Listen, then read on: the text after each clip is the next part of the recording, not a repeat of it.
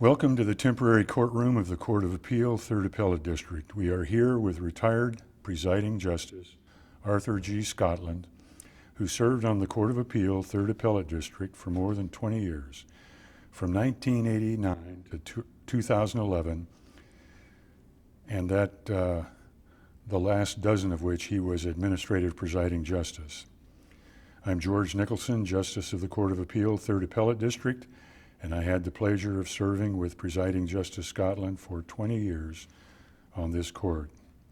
Before that, we served together as trial judges on the Sacramento Superior Court, and even before that, we served together in the governor's office during the Deukmejian administration and in the California Department of Justice. This has been a long time coming, Scotty, hasn't it? Nick, it has, and it's a delight for me to have you interview me for this project. Well, we both shared a deep affection for our past presiding justice, Bob Puglia. Yeah, we did, and a deep affection for Governor Deukmejian. And for Deukmejian, all of us. But the remarkable thing is the affinity we all had for Bob Puglia and now for one another, and now with your successor, Vance Ray. It's been a remarkable run in this court for 40 years. Well, I'm just happy to have been part of it. As part of the Judicial Council's Appellate Legacy Project, we are videotaping and compiling a historical account of the lives and experiences of retired justices, which now includes you, Scotty.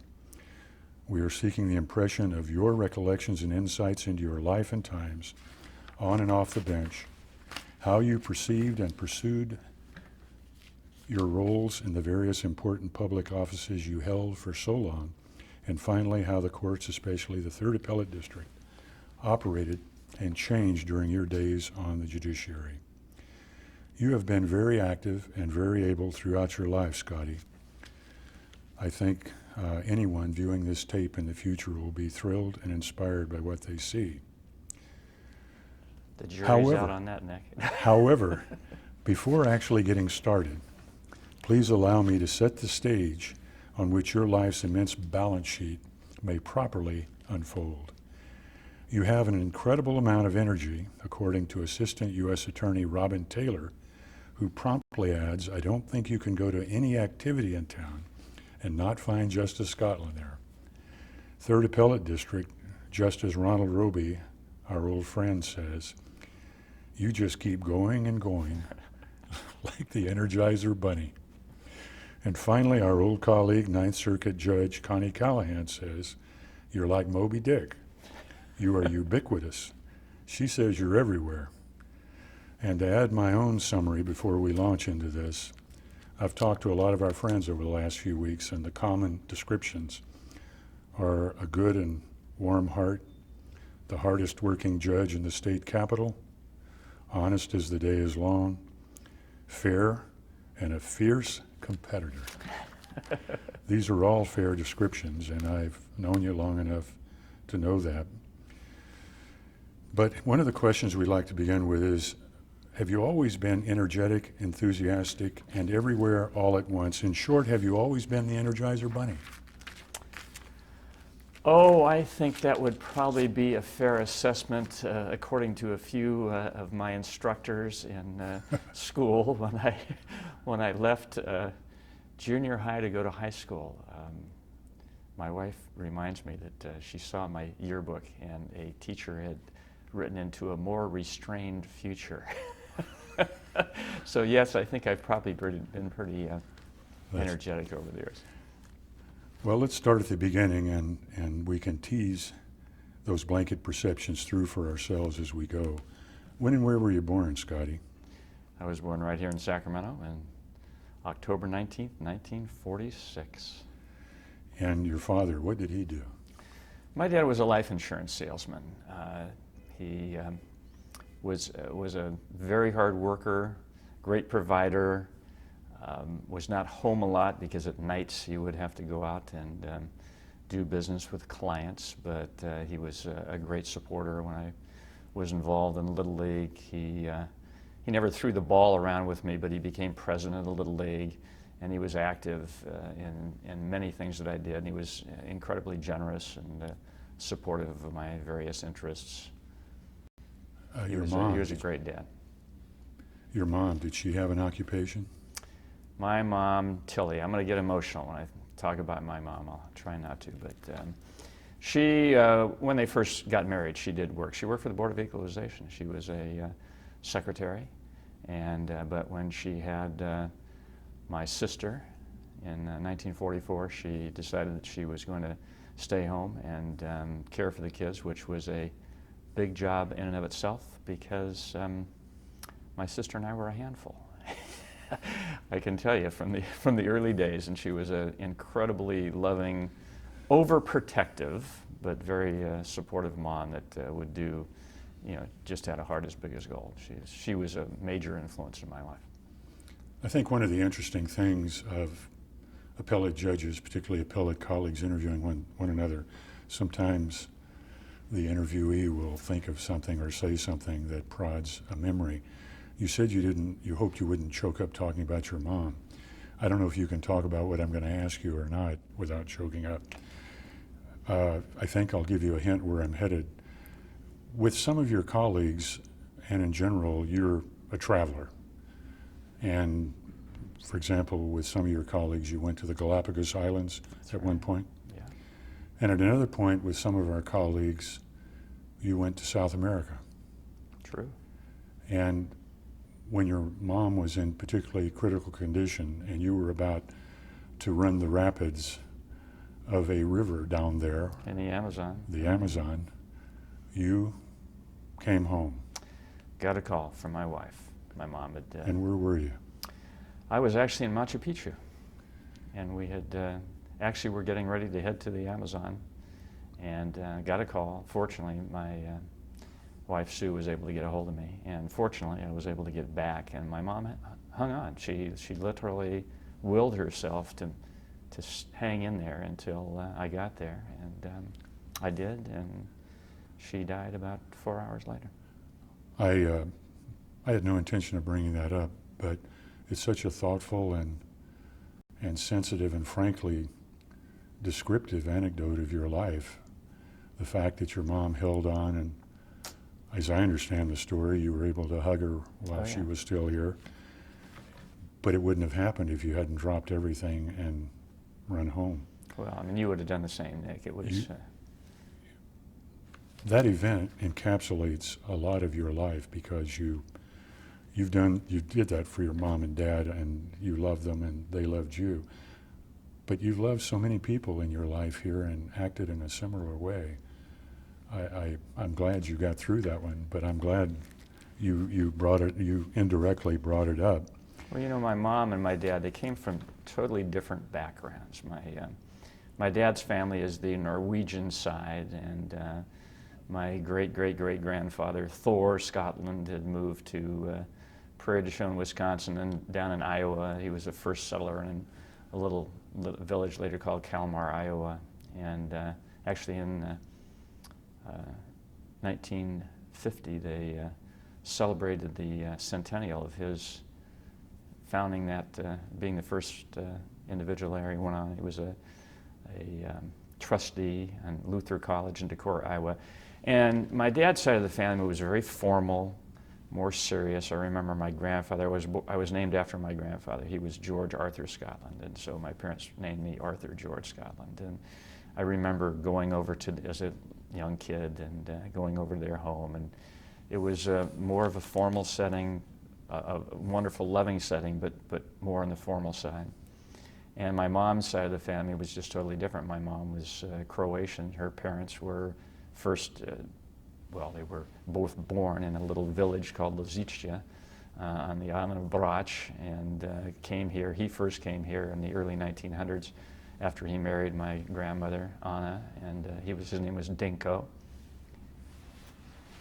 I get emotional. Yeah. And he was, real blue collar. He was a cook. He came, settled initially with some friends in the Denver area, and then brought his wife over, and then my mom was born in Denver in 1914, and then he had, as it was in those days, you came over with nothing and you made a life, and he had some friends that lived in Sacramento, so he came here and was a cook and had a part ownership in a restaurant, and they spoke broken English. They were very old world. Great. I knew I was going to get emotional. But so it was just so different having the more formal side and then the more, old world, broken English, lovely. My granddad on my mom's side. Sorry. Did things like he loved to see the kids have fun, and one day he called us over, and he had taped pennies and nickels on a tree out in the backyard, and he said, "I've been having a money tree, and it finally blossomed."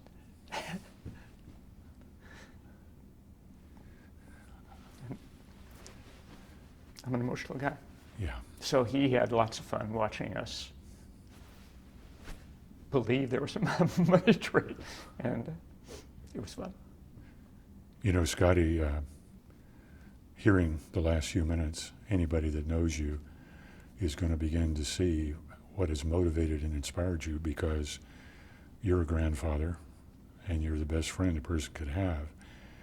And I can see from the way you're reacting and the way you're describing that there's a good reason why you have the heart you do. Yeah, thanks. And it's because you had the grandparents and the parents to help you begin your life and to prepare your life. It's very touching, Scotty. And before we leave the family, your sister, what can you tell us about your sis? My sister Susanna, we were close and not so close at times. We, as you can imagine, a young brother and sister, a couple of years apart.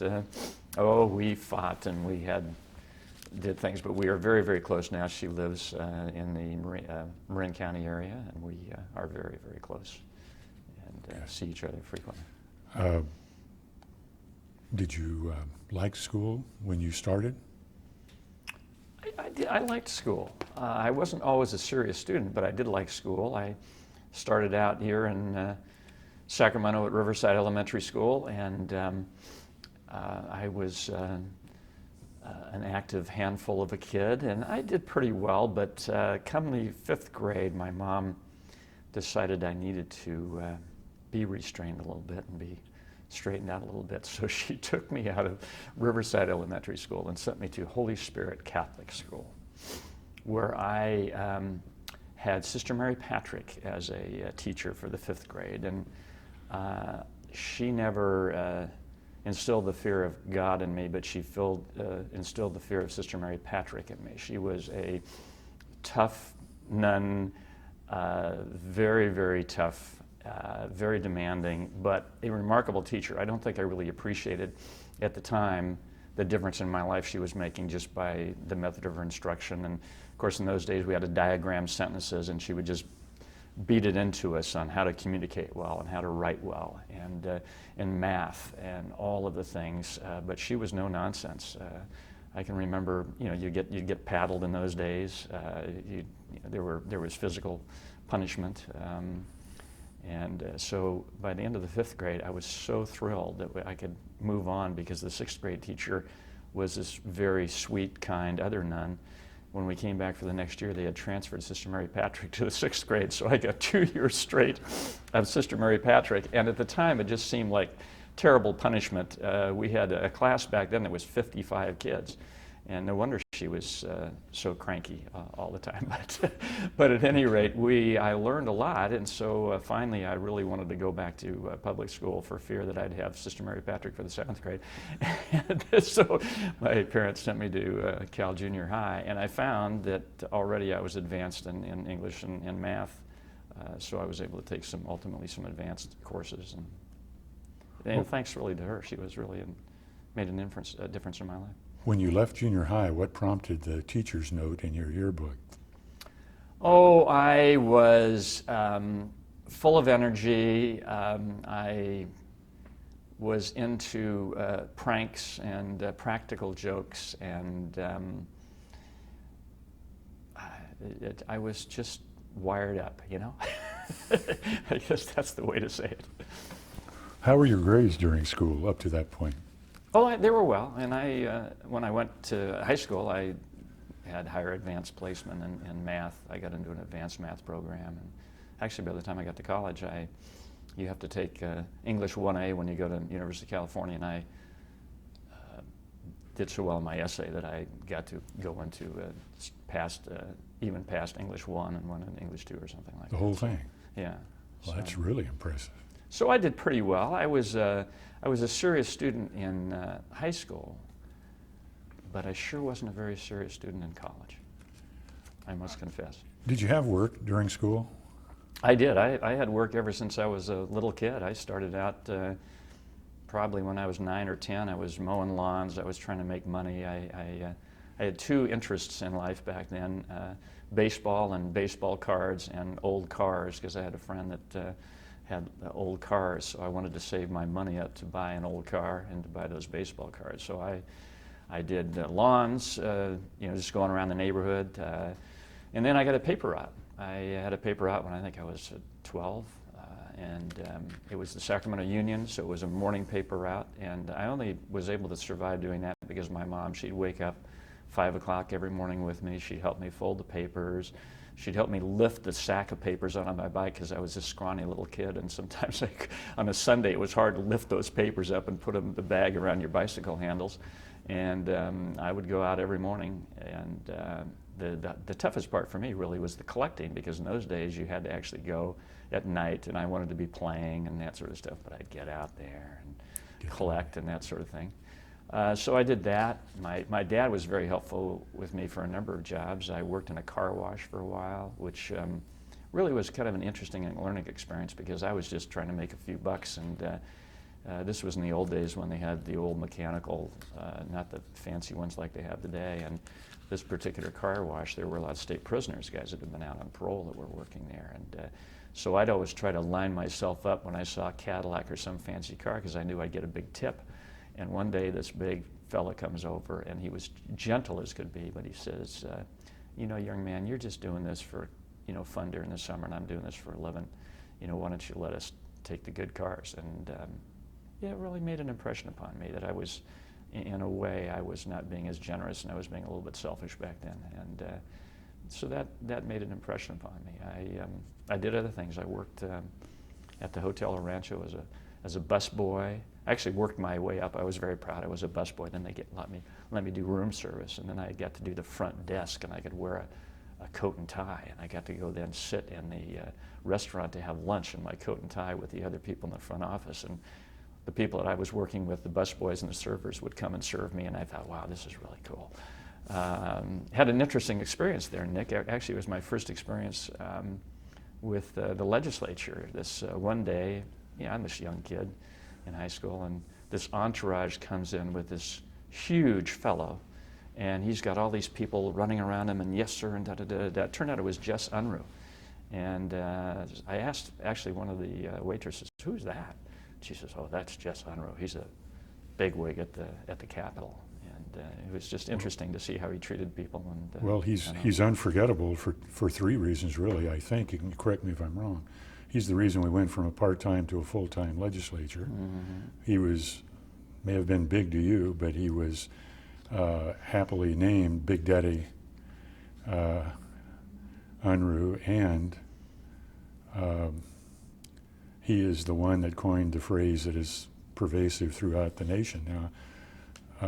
Money is the mother's milk of politics. And it's funny you should bring that up, because another job I had, I was a busboy at the El Mirador Hotel. And I was a banquet busboy, and they had every week, I think it was every week, they had the moose milk lunch. And this was a lunch that was put on by lobbyists, and all the legislators would come over, and I would do the busing for that moose milk luncheon, and it was amazing to me. It was really an eye-opening experience, because they would have, for example, they had boxes and boxes of cigars laid out.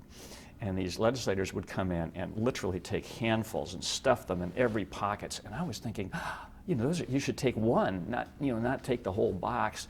And there was a bar there, and most of them didn't really eat lunch. They just drank. And so many of them walked back across the street, 3 sheets to the wind going back. And I was this impressionable, naive kid. And I thought, oh my golly, I mean, that was an eye-opening experience. Not to mention the fact that one time I was serving a steak and it slipped and I poured steak gravy all over one of the legislators, and he wasn't too happy. But so I had some interesting experiences there. Going back to my days, I'm sorry I'm rambling here, but going back to my days as a newspaper carrier, I had an interesting experience relating to the law. I was helping a friend. He had a B route, and it was in the evening, and he came up and he said, "I just saw something really strange."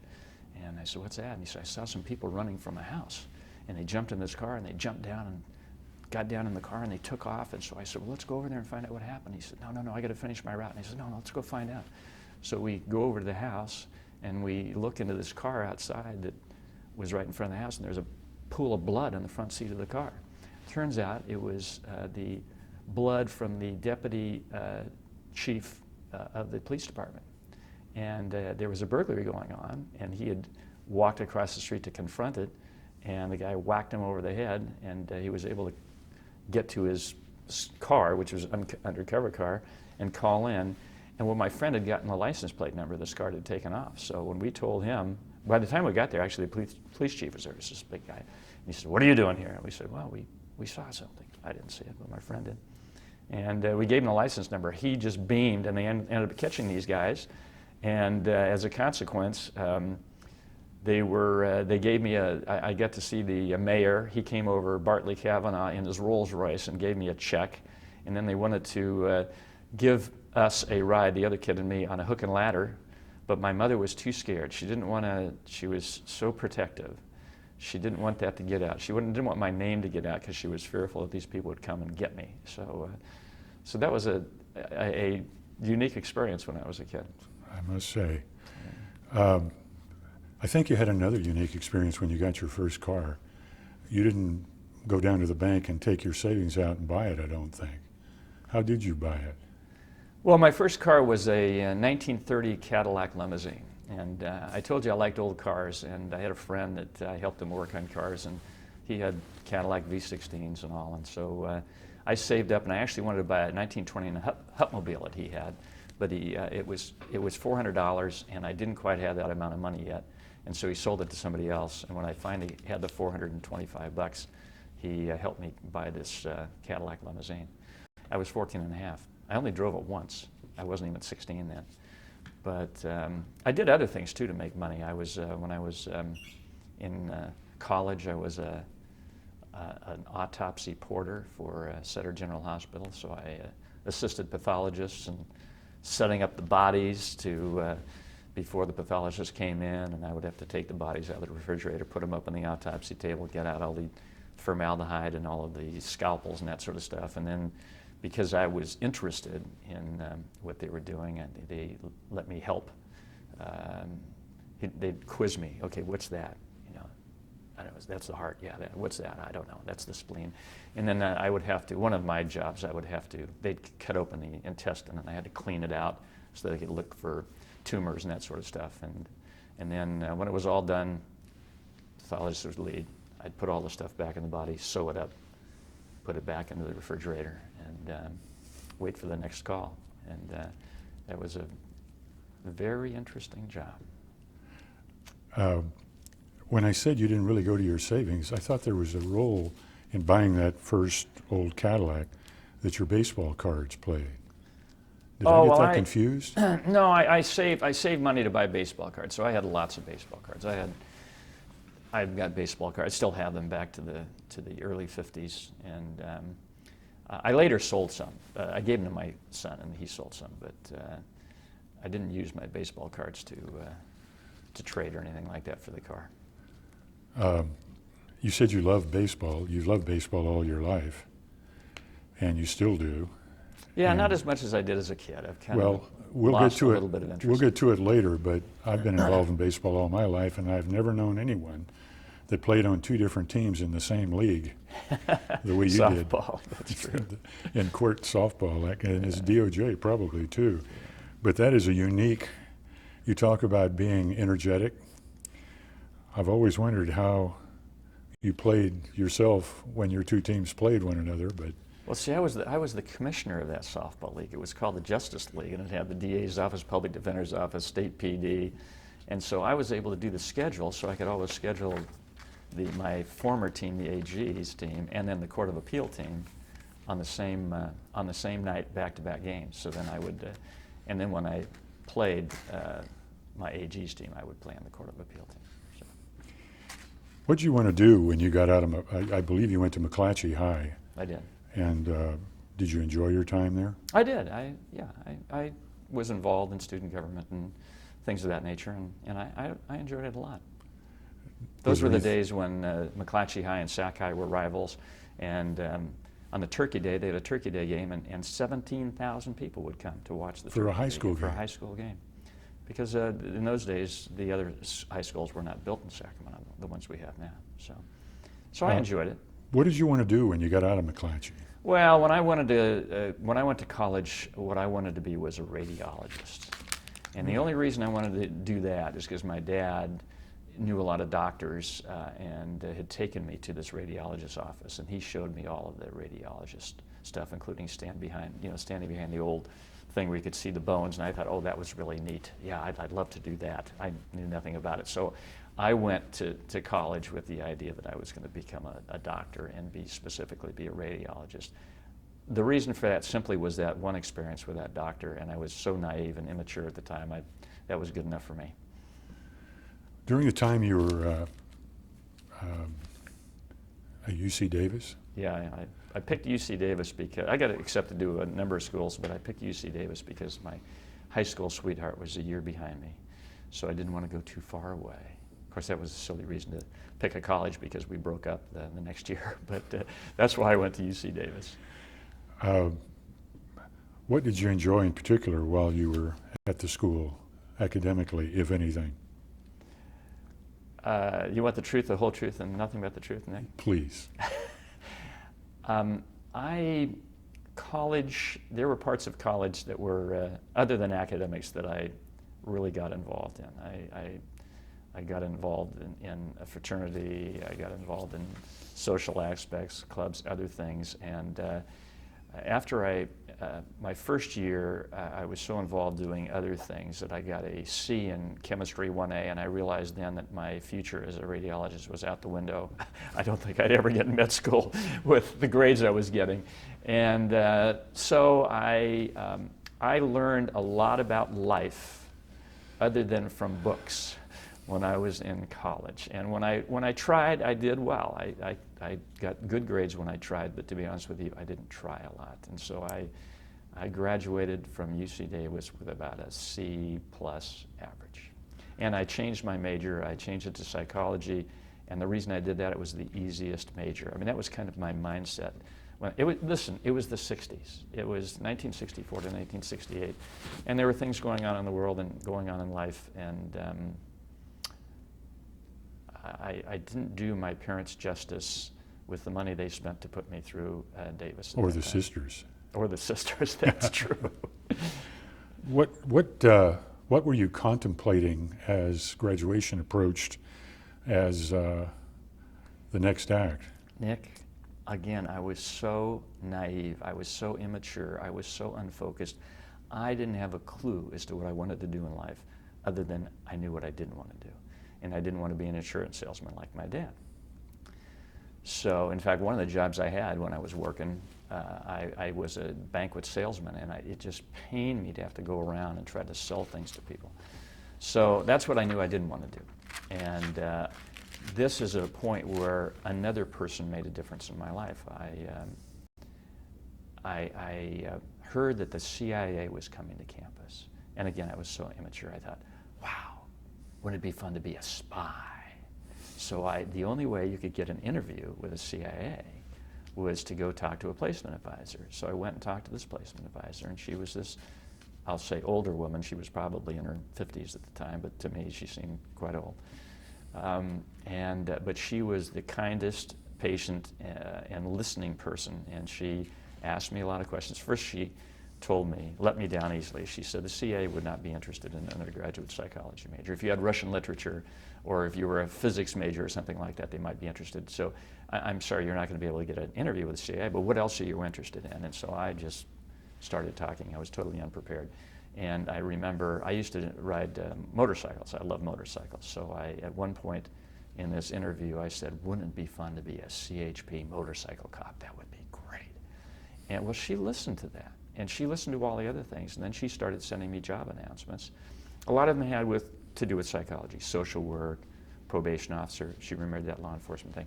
But she remembered the other aspect of law enforcement. She sent me applications for law enforcement officers. And I got one that said investigator trainee for the state of California, and it had a list of all these various departments. Alcoholic beverage control, Department of Motor Vehicle, da-da-da-da. And one of them was Bureau of Narcotic Enforcement. And I thought, wow, that would be exciting. I'll be a narc. And I was really down on drugs. I was really straight. I'd never used drugs. I had some fraternity brothers that got messed up on drugs. And I thought, I'm going to go out and I'm going to win the war on drugs. So I had never even shot a gun, Nick. And I bluffed my way through the interview. And I got hired as a narcotics agent in 1969. And that woman made a difference in my life because by becoming a narcotics agent, I was an undercover narcotics agent. I bought a lot of dope in my life, Nick, all lawfully, but I bought a lot of dope. And I testified in court, and that's what got me fascinated in the legal process. My family didn't know attorneys. I didn't know attorneys. My only association with the courts is when I had a traffic ticket and had to go to juvenile court one time, but you know, that's about it. So that experience as a narcotics agent exposed me to a whole different aspect of life, one that a middle class, you know, naive kid, you know, was a real eye-opener about what drugs can do to people and that whole culture. And it got me involved in the law. You didn't look like you look now when you were a narc. No, actually, I had some hair, Nick. I don't have much now, but I had a lot of hair back then. Well, you also were kind of scruffy looking and... Yeah, I was real thin. We actually made an arrest of a Hell's Angels, and a Hell's Angel guy, and I found some Hell's Angel cards. So I have a membership card in the Hell's Angels, and my nickname was Bones because I was this real skinny kid. And I did try to, in those days, again, this was the late 60s, early 70s, you had to have long hair. And, but my supervisor felt you had to be real professional, and he kept sending me notes saying, time to cut your hair, Scotland. And I was thinking, man, I'm the guy that's out there trying to buy drugs from these hippies or others. And so it was an interesting time in LA. At some point during that time, as you indicated, you got interested in the law. When did you decide, and having decided, when did you begin applying and making your way to law school? Well, I really decided in 1971, and there were a number of factors that made me decide this. First, I'm really glad I did that job. I learned a lot about life. I could tell you a lot of very interesting stories about things that happened when I was a law enforcement officer. And you have to be an actor. You have to play the game. And I could go on and tell you. I was involved in a shootout. I got shot. I was shot. A friend of mine in the Ventura Sheriff's Department was killed during serving a search warrant. You know, family man, couple kids. One of our agents was stabbed. Another agent here in Sacramento got killed serving a search warrant. You know, the old knock and notice. Yeah. Knock, knock, knock, police officer, boom, dead. And so I really thought that, well, I'm glad I did it. This lifestyle, the late hours, just the dealing with danger and the people and all, I didn't want to do that for the rest of my life. And it really clicked with me in testifying in court and working with the deputy DA. So I thought, I want to be a prosecutor. I'm going to go to law school. I want to be a prosecutor. So I applied in 1971. I applied to only one school, University of the Pacific, McGeorge School of Law. I applied there for two reasons. One, it was back home. I was in LA. I could live with my parents. I had decided, they had put me through college. I was going to put myself through law school. I didn't want their help, although they offered it. And two, my grades weren't all that great. I did very well on the LSE test. I did excellent on that, but I didn't figure I could get accepted anywhere else because I really hadn't been a serious student. So I went to University of Pacific, McGeorge School of Law. But everybody has, almost from the beginning, considered it a unique school and a good school, a great school, and its roots and its current status largely. It was a perfect school for me, Nick. You know, 98% of my law school class passed the bar the first time.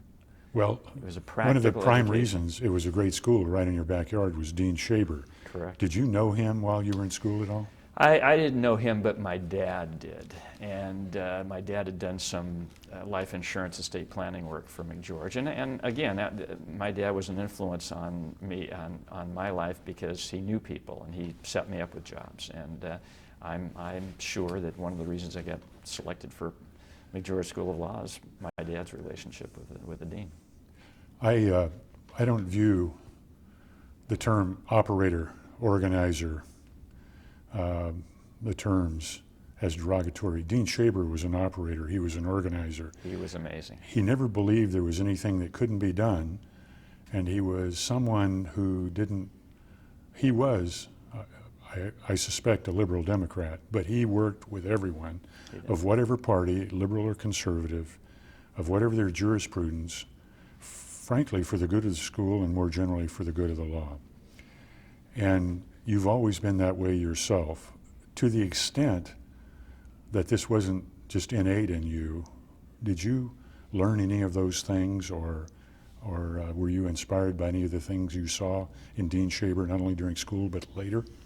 Well, I learned things as a law enforcement officer, how you can best conduct yourself to achieve your objective, and how you can interact well with other people of all sorts to achieve a result. I was very fortunate. I did exceptionally well in law school, so I got to go to events with the dean, and he was a master at working the room, Nick.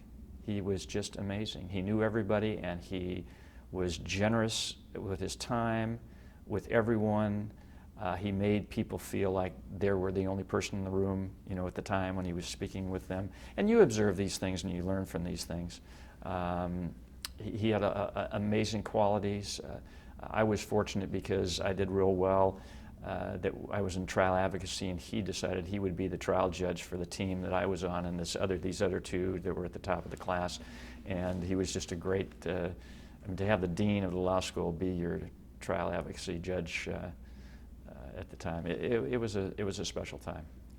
I'll say this, there will be people years and decades from now that see this tape and won't know who Dean Shaber is, but I've had considerable experience with him, and the reason I asked you those things was I suspected you had a relationship and knew him and learned from him, because one of the qualities that I've picked up in talking to our friends and colleagues, one of the notable qualities you're described as having, is the ability to coalesce a team from various and discrete organizations, entities, groups, philosophies, jurisprudences, create an ad hoc team for a particular project, which so often you have to do in the judiciary, whether it's through the Center for Judicial Education and Research or the Administrative Office of the Courts or even on the court itself.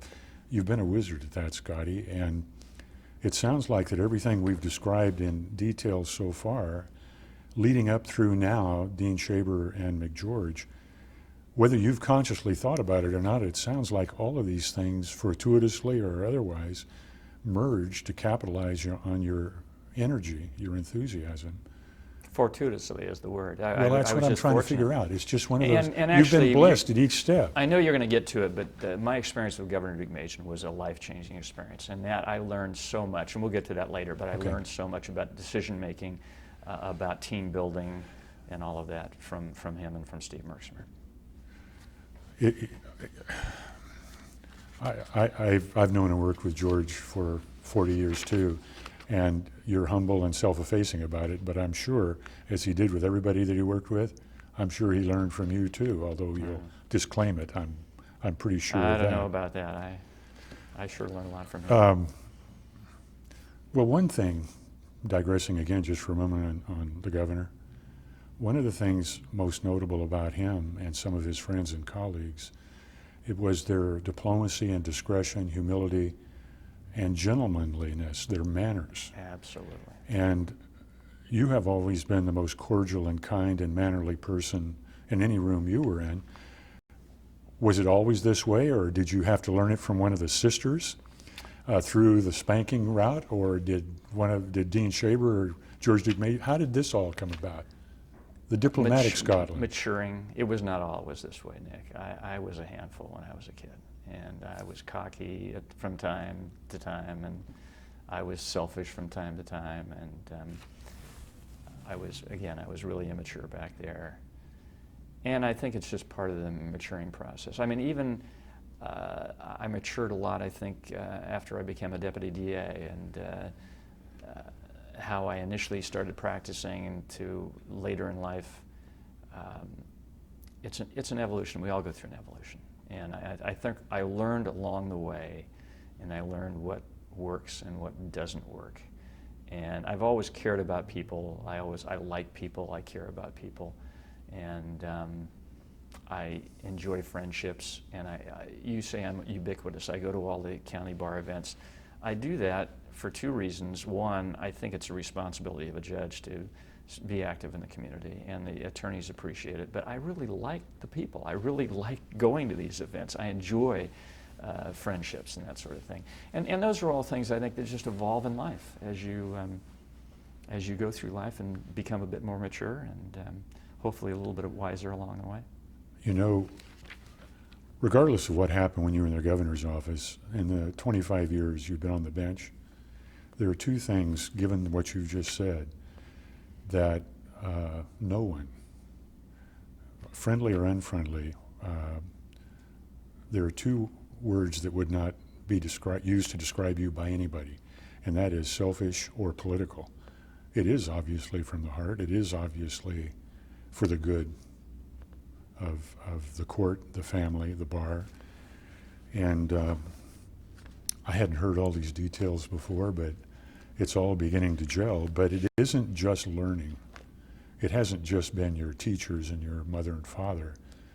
There's been something extraordinary about the three presiding justices that you and I know, Bob Puglia, you, and Vance Ray. And it's one of the reasons this court has been so extraordinary for 40 years and before. And it's the goodness, the devotion, and frankly the skill and the knowledge that you three men have demonstrated and are demonstrating. But I really didn't know all of the intricacies of your childhood and young adulthood that led to it. I could have suspected them and manufactured some of it, I'm sure, but it's been amazing, Scotty. While you were in law school, just like when you were in college and searching about for what you were going to do, was there a particular moment, or had you known it all along what you wanted to do next? I knew when I went to law school I wanted to be a prosecutor. That was my whole reason to go. I then decided that it was time to grow up, to become more mature, to take school seriously, and I did exceptionally well. I think I was, after my first year, I was third in the class, and I got onto law review, and I did other things, and so my focus really was to be the best I could be and learn as best I could, and to become a deputy DA. I had a good fortune to, one summer I worked on Law Journal, and I became a deputy assistant managing editor of the Law Journal, and then the next year I worked in the Sacramento County DA's office as an intern, and I got to try a jury trial as a certified law student after my second year in law school. It was an amazing experience to actually not only just help out with preliminary hearings, I got to do a jury trial, and I just knew then that's what I wanted to do. But then in my last year, I kind of got caught up because I was very high in my class. I think I graduated 7th in my class, and others were starting to interview with big firms, and so I thought, gee, maybe I should make some money and interview with some civil firms. So I interviewed with firms in San Francisco actually Portland, Oregon, and some other places. And I just came to the realization that's not why I went to law school. I really wanted to be a deputy DA, and I'd had that wonderful experience, so they were kind enough to offer me a job. And so I went to work in the DA's office, and I stayed for a couple of years, about 2.5 years, and started out in, actually, before I even got sworn in the bar, I was assigned out to juvenile hall, and we prosecuted. In those days, it was a small office. I think probably there were no more than 50 people in the office. And Bob Puglia had just left to become a Superior Court judge and then on to the Court of Appeal. And so I prosecuted cases without any supervision, against the rules, because we didn't have enough. We had one supervisor, and then there were two, Norm Main, who was a law student that had graduated but hadn't yet passed the bar, and me, and so we're trying cases and without supervision. And then in those days, you represented minors in dependency actions. And finally, an attorney complained to the presiding judge of juvenile that we were doing that without supervision. Well, they didn't have the staff to do it, so they swore us in as probation officers so we could do it as a probation officer rather than as an attorney, and we continued to represent the minors. And so I did that. Then I went downtown and I did misdemeanors, obviously. And then I worked up to felonies and did felony prelims and felony trials. And I think I did about 35 jury trials. And then someone else made a difference in my life. And it turned out to be a woman that I went to law school with, Nancy Sweet, who she had clerked for the 5th Appellate District after graduating, and then went to work for the Attorney General's office, and she was always trying to convince me. We were just friends, nothing more than just friends, but always trying to convince me to come to the Attorney General's office. And I liked what I was doing in the DA's office, but I thought, the one thing, as you know, Nick, having been a deputy DA, you're so busy working up cases and trying cases, you don't get a chance to really get to know the law as well as you'd like to, and I liked the law. And so I saw that as an opportunity that perhaps I could go to the Attorney General's office and get to know the law a little bit better and still do some trials. So at her urging, I applied for the AG's office. And all my friends in the DA's office said, "You're crazy, you're going to be bored to death, you're going to be in a library, why are you doing this? This is where the excitement is." And I thought, well, if I don't like it, hopefully I'll be able to come back. So I applied and got accepted. And that was in the Evel Younger administration before a state senator by the name of George Deukmejian was elected Attorney General. So I did appeals. I loved doing appeals. I loved the research. I loved the writing. And I think it was helpful to have been a deputy DA if you're doing criminal cases and how you craft a brief to be a strong advocate and how you marshal all of the facts from the case, particularly the criminal cases. And I thought I was well suited for it, and it was a good fit for me. And I got to argue in the Supreme Court. I got to argue before Bob Puglia, my hero in the law. That was an exciting time to get over to argue in the old Library and Courts building before Bob Puglia. That was just the best. And I argued in the 5th Appellate District, and it was just terrific. And then Senator Deukmejian got elected Attorney General. And one day I'm just in the library working away, and one of his senior staff members, Rod Blondin, came up to me, and I didn't know him from Adam. And he introduced himself to me and asked if I'd come and chat with him, and he asked if I'd be interested in working in the legislative unit. And I didn't know anything about the legislature, really. Except they drank and smoked cigars. Yeah. And actually, my dad was real interested in the legislative process. He would when I was a little kid, he'd take my sister and me over to the legislature, and we'd sit up in the upstairs overlooking the Senate or the Assembly, particularly on the last night of the session when they go forever. And so I knew very little bit about it, but so I asked around and I said, "Gee, should I take this?" And everyone said, "Oh yeah, this would be a great opportunity, a great ultimate promotional opportunity if you're interested in." And I was kind of interested in learning different things, so I said yes, and I became a legislative advocate for the Attorney General. So I appeared before committees. You know the old days, Nick, you know them well. The Assembly Criminal Justice Committee, which was the deathbed of any pro-law enforcement legislation. And I found it to be a very eye-opening experience, and one, if the truth be known, I was not comfortable with. only because in my experience in that day, and I know that there was a lot of good government in that day, but my sense was that good government didn't control in the criminal justice arena, politics did. And it was a frustrating experience.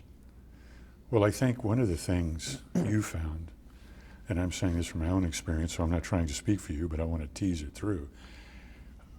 My first experience was coming up as a prosecutor to testify before a committee about the same time, 1975. This is before the governor became Attorney General. Mm-hmm. And I was astounded at the fact you didn't practice law in the legislature when you came up there. You, frankly, in the Assembly Criminal Justice Committee, the vote on the bills was arranged the night before dinner. Oh. And it was so obvious when you testified before committee hearings. And when you contrast what goes on in that body with what goes on in the courts, it's so different. You don't drink and go on the bench. You don't go to dinner the night before and decide a case. It's just astounding, and it's easy to understand your discomfort. You know, that said, I have a respect for the legislative process, and I have respect in general for legislators, but it was the political aspect of it, and it was the leadership that was in control then, and my focus was really just on criminal law. And having been a law enforcement officer, they would repeatedly kill pro-law enforcement legislation that I knew, in my view, the right position for safety of officers and that sort of thing. And it would be killed, really more for partisan political reasons, and that was frustrating. So actually, after 6 months, I went to Rod Blonny and I said, Rod, I'm not the right person for you. And my friend said, oh my gosh, you're giving up this tremendous opportunity. You're going to just go back and be nothing, you know. But I just didn't feel that I could do the best job because it was frustrating. I'd go home to Sue and I'd say, Sue, you can't believe what happened today.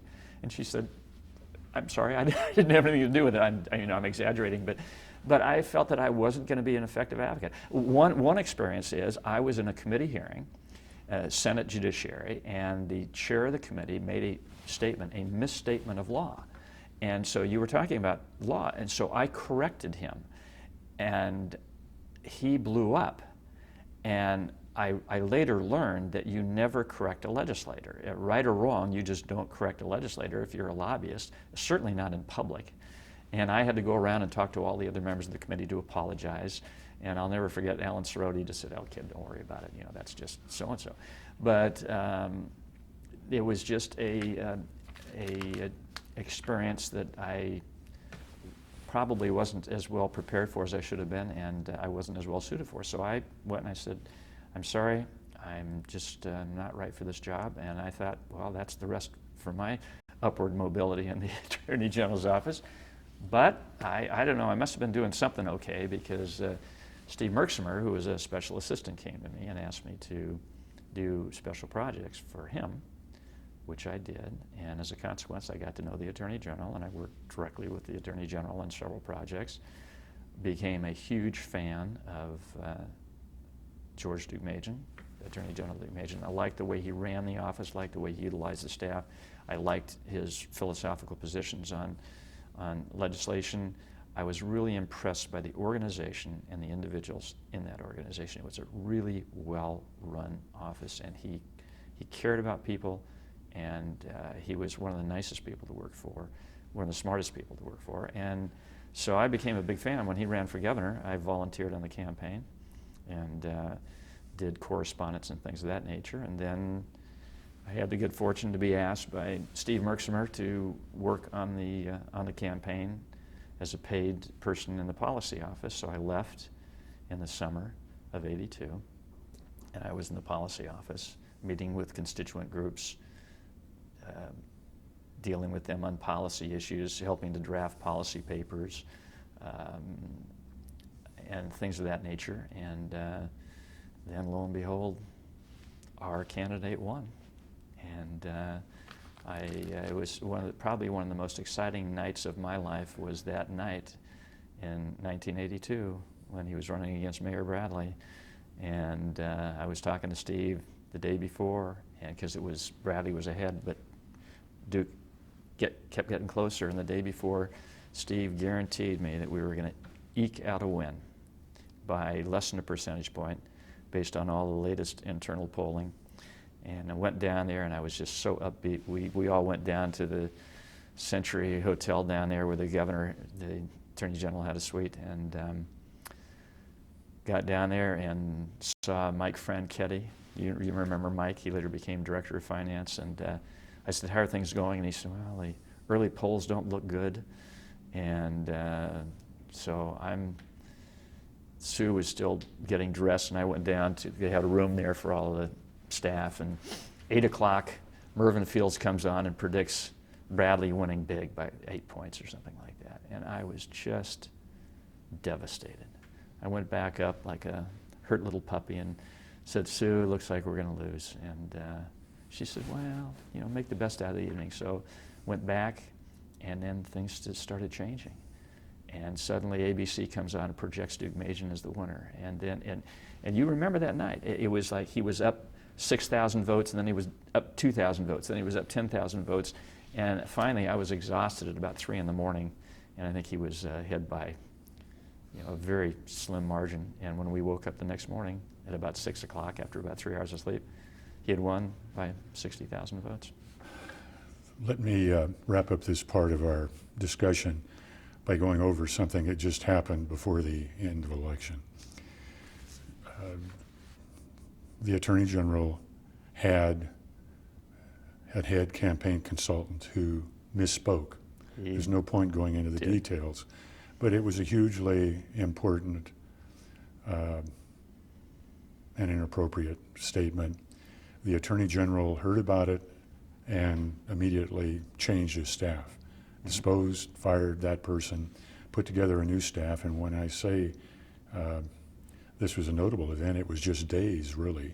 It was. Before the election. It was an extraordinarily political decision. It showed his integrity. It showed the Attorney General's integrity. That's the point. That it was the wrong thing to do, the wrong thing to say, and he would do the right thing. Even if it cost him the election. Exactly, because it was the right thing to do. And so he let this person go. And again, that just showed his integrity.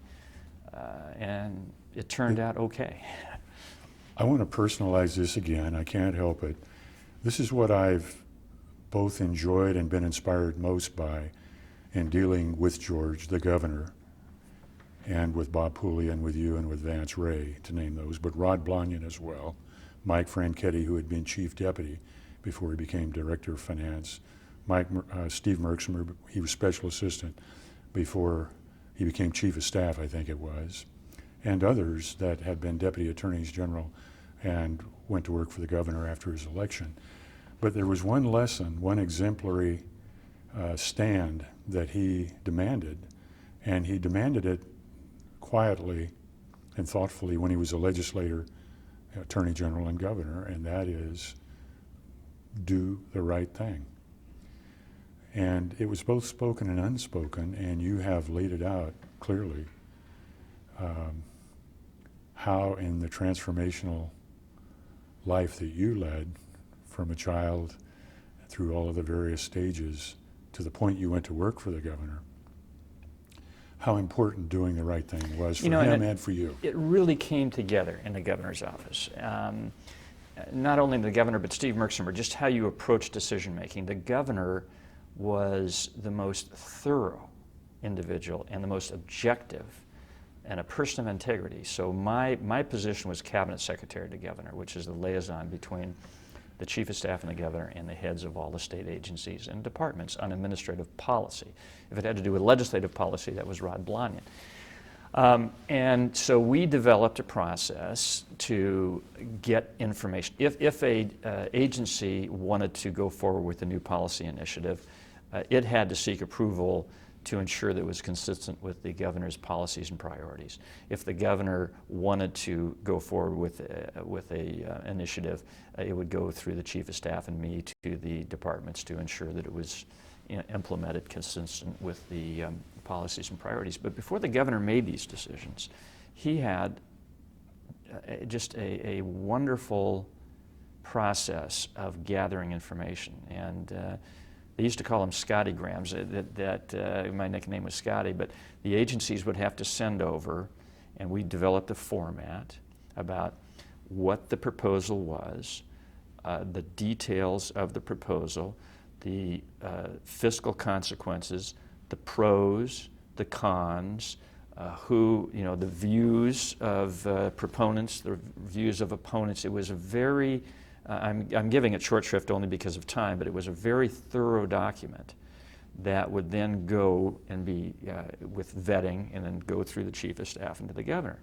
And so, the governor had the reputation of being the Iron Duke, because if he made a decision, he would stand by it. But if people only knew the thoroughness and the conscientiousness and the integrity that went into that decision making, maybe I'm speaking out of school, but there was AB1, there was a bill AB1, which was a very important bill about giving equal rights to gays, lesbians, and it was a bill that came in, and the governor decided what he wanted to know, what he was having to make a decision what position he would take as governor, whether to sign it or veto it, and he created a team, and I was given the task to argue the case in support of signing that bill. And another staff member was given the task of arguing the case to veto that bill. And we had a debate in the governor's cabinet room after we had gleaned all this information, and I did the debate for the yes, and the other person did the debate for the no. There was lots of discussion, and I mean, that's how. It was not just political whim, I'm going to do this or that. It was a very thorough decision making.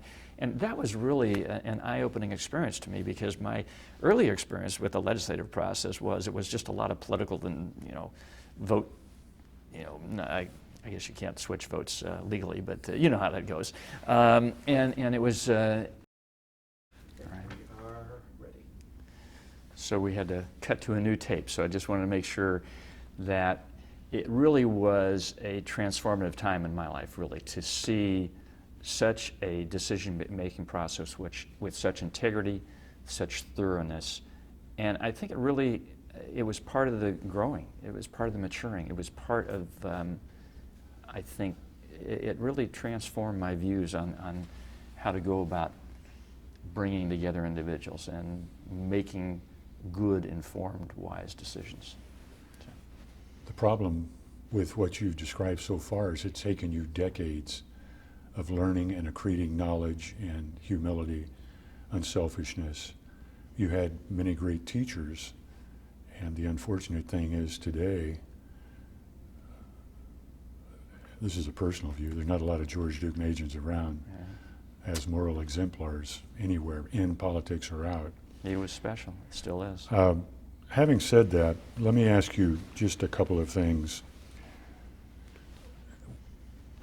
These Scottygrams, that truly was a euphemism. These were not telegrams or cryptic. These they were not. They were in-depth reports. Yeah. And this word Scottygram was both a word of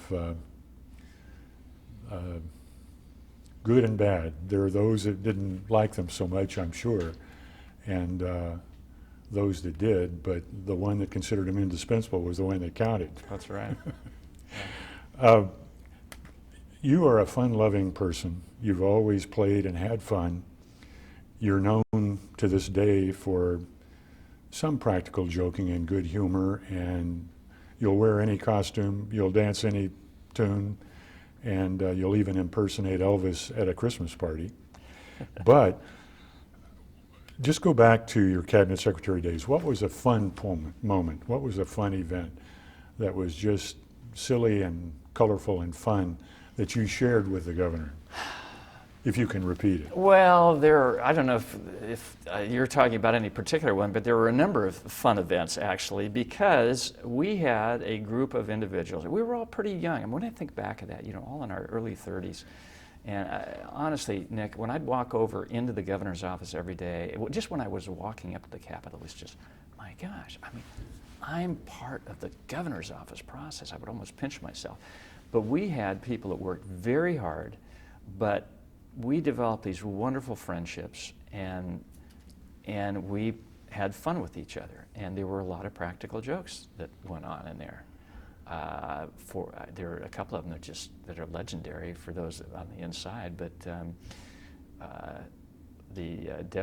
one of the deputy chiefs of staff, Mitch Welk, was going to play a joke on a appointment secretary, and went into his office and hid in his closet, and was going to scare him or something like that. And well, lo and behold, the appointment secretary was bringing in a candidate for a judgeship to have an interview.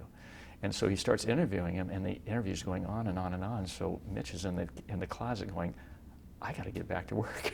So Mitch suddenly just opens the door, says, oh, nice to see you, closes the door to the closet and leaves. And I don't think that judicial candidate ever got over that. He was wondering what in the world is going on. We also did a number of other things. There were practical jokes about on some correspondence, one of which backfired because the governor was so thorough. I had done a drafted letter for the governor, and it was to a senator whose first name started with Jim. And so I took this letter in to actually it was Mitch again, to ask for his views on what he thought about the substance of the letter. And so he started reading, and he said, Dear Bob. And I said, no, it should say Jim. And he was just joking. So I redid the letter and sent it into the governor, but then I redid a draft and put Dear Bob and gave it to Mitch just as a joke. Well, the governor was so thorough, he would take care on everything. So he wanted a few little changes made on this letter. So he sent it back to me. And so I made the changes in the letter, but forgetting that I had put Dear Bob instead of Dear Jim. And the letter went out, and it was signed by the governor, who looked at the changes but didn't see the Bob. And it went to this senator, who got very offended. And so we had to go and talk to him and say it was a practical joke gone sour. And we finally, years later, told the governor that. And you know what? He was not upset. He just laughed. And so there was a lot of funny things that happened. I could go on a lot of stories there, but we don't have time. While you were there, as with most of your career changes, they come on you. When did it come on you that you thought you might like to be a judge?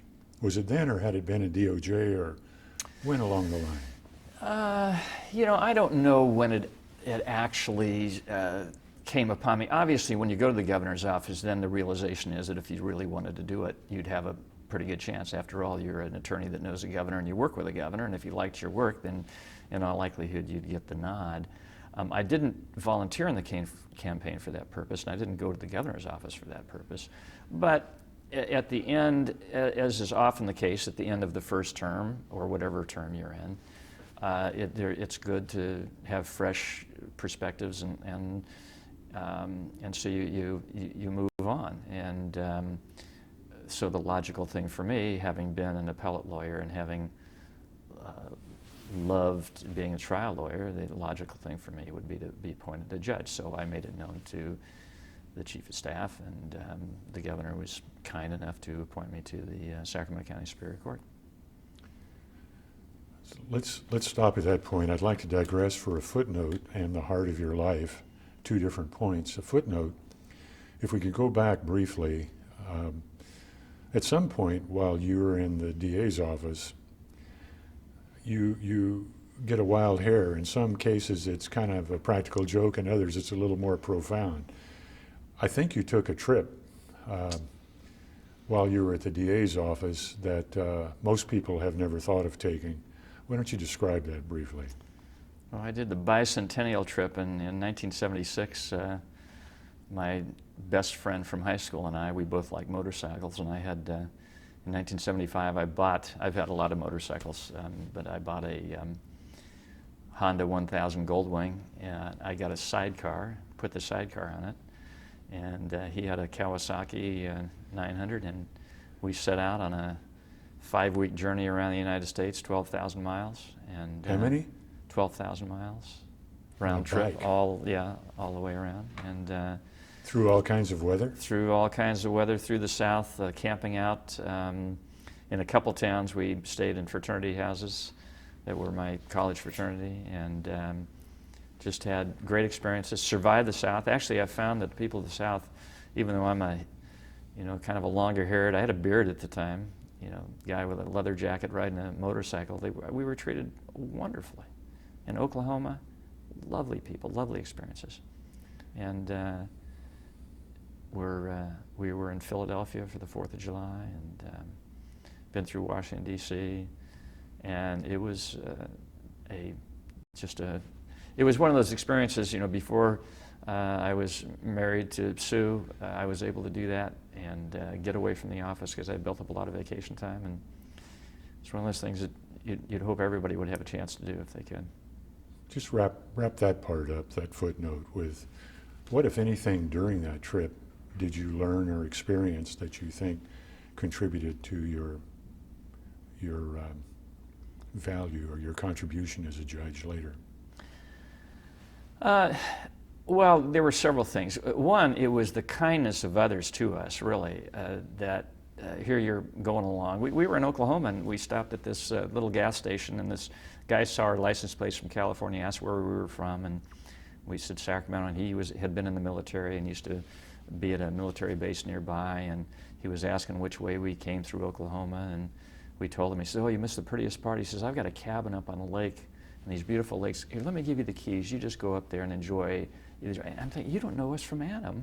It was just there was a genuine spirit of goodwill everywhere we went.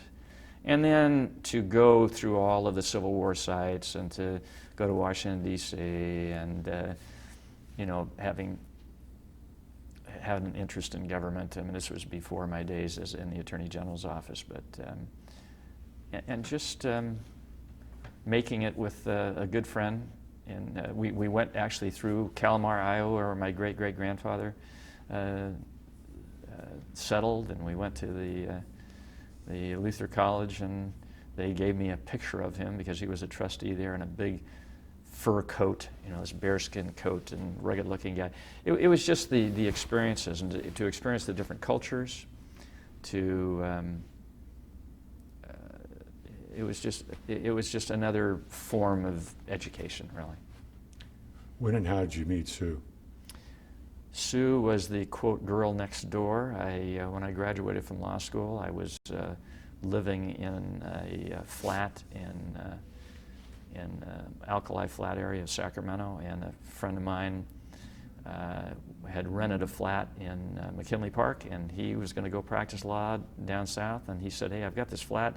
Do you want to sublet it for the rest of my term?" And I said, "Sure," because it was a nicer area, and so I went there, and Sue lived next door, and she had been married and divorced and had a kid, Josh, 3 years old, and so we got to know each other, and I met her, and we chatted, and so we started dating. Got married. And Josh has been your son. Yeah, he has. It was very nice because his dad, Ken, has always been very open. We're good friends, both sides of the family, and never had a problem with Josh calling me dad. And so I've basically been dad to him since he was 4 years old. You and Sue are still together. We are. She's and put up with me for all these you years. And she make a trip to England most summers to visit her family. We do. Her mom was an English war bride. Her dad was a serviceman in World War II, and met her at a dance, met Iris at a dance, and courted her and married her there. Sue was born there, and then when Sue was 1 year old, she and her mom came to the States. Her dad had already been shipped back, and she sailed on a service ship with 5,000 English war brides and babies to New York, and fortunately for them, Bill showed up and picked them up. Some guys didn't pick up the women had left family. I mean, could you imagine, you're 23 years old, she's 23 years old, 1 year old baby, leaves family, friends, everything behind to go to the new world. And she was embraced by the family. It was they were struggling, they didn't have a lot of money. They moved into a house. Her grandmother had a 2-bedroom, 1-bath house, and her grandmother lived in this house with 2 daughters, neither of whom had married. And then in moves Bill and Iris and Sue, and then even Phil gets born. And so all these people are living in a 2-bedroom, 1-bath house because you just couldn't afford anything else. And they lived there for a number of years, and then finally bought a house and moved out to another area. When you go to England, when you went the first time, were you accepted into her family? Oh, absolutely. Yeah, it's a wonderful family, and it's. Did you enjoy your trips to England? Absolutely, look forward to it. We just got back from in October your from a usual wedding, trip. and yeah, we went to a wedding of a Are daughter of one of the cousins. Are you becoming more familiar with England? I love England. I actually at one point said, more me, wouldn't it be interesting to live in England? And then you could do traveling. We like to travel, so you'd be close to Europe and that sort of thing. And it was a combination of the weather and here, all our friends, our family, most of our family on this side of the pond, so to speak, are here. And we just decided we didn't want to leave Sacramento. We like Sacramento. Have you been to the inns in London yet? I've been in the buildings, but I've never actually attended an Inn of Court function there. It's surprising, to some extent, you haven't been more involved in that on one of your trips because of your sustained and important participation in the American Inns of Court. I suspect before you're through on your trips to England, you'll see more of that. We'll get to our American Inn, the Anthony M. Kennedy American Inn of Court, shortly. Yeah, it's just a time allocation because we're there really to see family, not really to do sightseeing. So But you may retire one of these days. I think I did, but it hasn't been working out that way yet. What about Josh? Where is Josh living these days? Josh lives in Denver with his wife Carrie and our 3 grandkids. Lena, who's going to be 10, Madalena will be 10 this month actually, and Grant, who will be 7, and brand new baby, about 5 months old now, Brody. So Josh is doing fine. They're doing fine. You and I talk about family and particularly grandchildren. Mm-hmm. And when you talk about getting emotional, I think as you have talking about your family there, it's pretty easy to push you to the edge talking about your grandkids. Oh yeah, I choke up easily. We just had a wonderful visit for Thanksgiving, and our granddaughter's an early riser, so one of the great fun things is she would come into our bedroom and want to get into bed with us, and then she'd just chat away, and we'd just talk about all sorts of things, and it was just, you're a grandparent, you know how much fun it is. We also actually have another grandchild, in a sense. Maria Munoz was her name. It's now Maria Horner. Josh befriended her in high school, and Maria is just an amazing success story. Maria was lived in a tough area and with a tough family, and she was kind of cusp a gang. When we first met her, she had the fan, the Hispanic fan, and Josh, she's just had a delightful personality, and so they became friends. They met in a gym class, and actually, she was instrumental. It was McClatchy High had become an inner city school, and there was some, not actual gang activity, but cusp gang activity, and she told all the kids, the tough guys, that they better leave Josh alone or she'd kick their you-know-what. And so he did get a pass from any of that type of activity. And we maintained a friendship with her and actually became mom and dad to her because of her difficult family situation. And so we are mom and dad to this day, and we've taken her under our wing as our daughter, and she has a daughter, Isabella, so we consider her a granddaughter as well. And fortunately, they live here in Sacramento, so we get to see them a lot. So, back to the bench. You get appointed to the Superior Court what year? 1987. And your assignment was what? Family law. I never practiced family law. Didn't know anything about family law. That's kind of the way it works in Sacramento Yeah, Superior yeah, Court. exactly. But you met someone there, or renewed an acquaintance with someone in family law court, I did. and have renewed it once again here. Who was that? Absolutely. Well, actually, there were 2. Bill Ridgway was one. Bill was a deputy DA that I highly respected, and everybody respected him. Just a great, great guy. And he was in family law. And then Ron Roby was in family law. And I had not known Ron well. I knew of him, but we became fast friends and to this day. Unfortunately, Bill passed away far too early from cancer, from a brain tumor, but Ron and I have been like this since 1987, and we've had the good fortune of working with him on the Superior Court, and then I left in '89 because there were 3 new positions created at this court. I wanted to stay a trial judge for a while, but I thought life is timing, and Governor Duke Majan was still governor, and I really ultimately wanted to be an appellate judge, and I thought if those 3 positions get filled, and it's a relatively young court, there might not be another one coming up for a while, so I applied, and I got appointed, but otherwise I would have enjoyed spending more time on the Superior Court. But we became very close friends and remain close friends to this day. And the family law assignment, I just worked real hard to learn it, and I enjoyed it.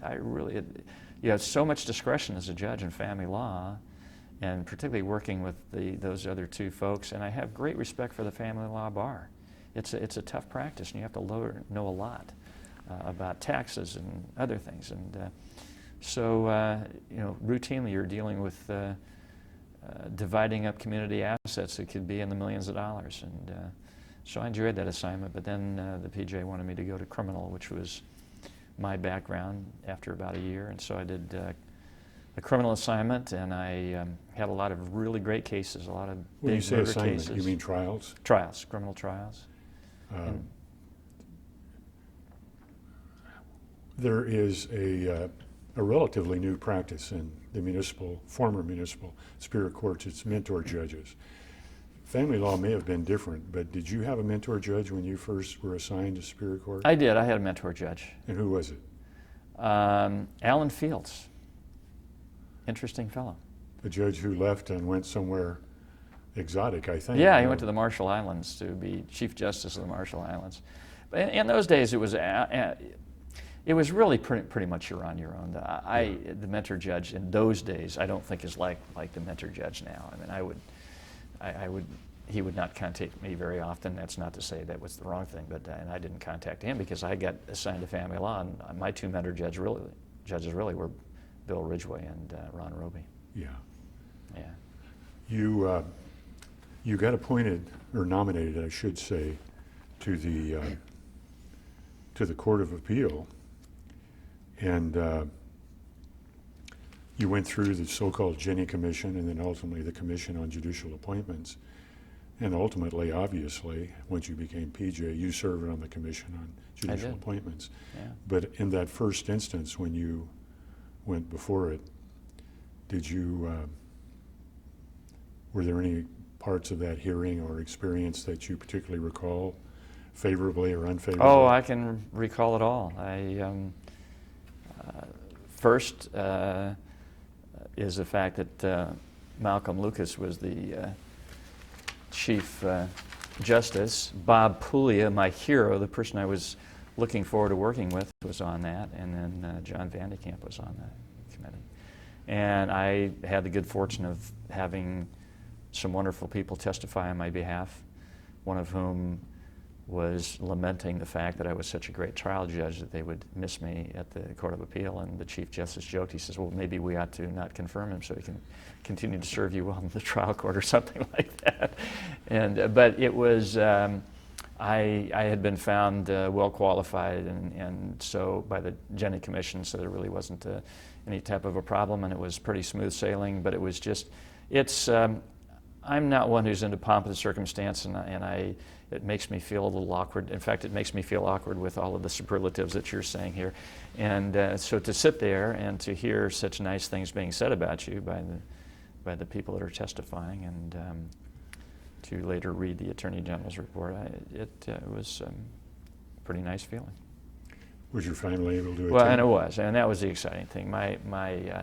I gave my parents some fits when I was a young kid because I was pretty rambunctious, and to have my mom and dad there, to have my godmother who was like a second mom to me, and they were all there, and they were busting their buttons. And when you say you're uncomfortable with pomp and circumstance, the reason I ask that, it's obvious those hearings serve a public function, but they also serve a personal or a family function. Right. It's kind of like when we talk to new law school bar passers and we always introduce or tell them what they owe their parents and grandparents, aunts and uncles.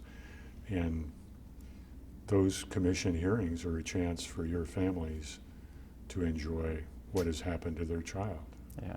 or whatever It's true. relationship they have. I've always thought they were important for that reason, and I can't imagine anything that your mom and dad would have enjoyed more than sitting through that and hearing what those people had to say, Scotty. And they were there at my swearing-in ceremony as a Superior Court judge. But I'm the type of person, I asked to have a roast when I was sworn in as a Superior Court judge, rather than, I didn't want all this fancy pomp and circumstance. So I think probably my parents We're a little enjoyed discovered. the more formal Yeah. one I'm sure they than the did, roast too. when I was a trial judge. When you first arrived at the 3rd District, and we'll get into this more later, you arrived not in this courtroom, but in the real courtroom, the Yes. Stanley Mosque Library and Courts building, where that court had been since 1927 and will be again, and we'll get into that. Right. But what was it that first struck you now that you were going to be on the other side of the bench? Well, I think it's the same thing that struck me when I became a trial judge. I mean, the awesome responsibility that you have as a judge. You are dealing with issues that affect people's lives, and the importance of getting it right and working hard. So when I got into family law, I worked really hard to try to get it right.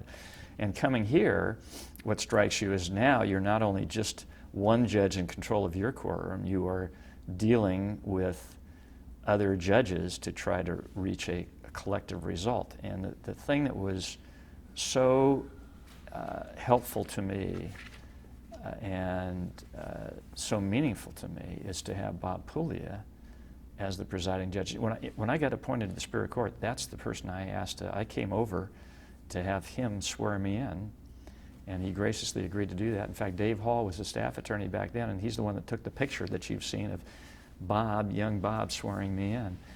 And because in those days you didn't bring your parents when you for that. It wasn't the same.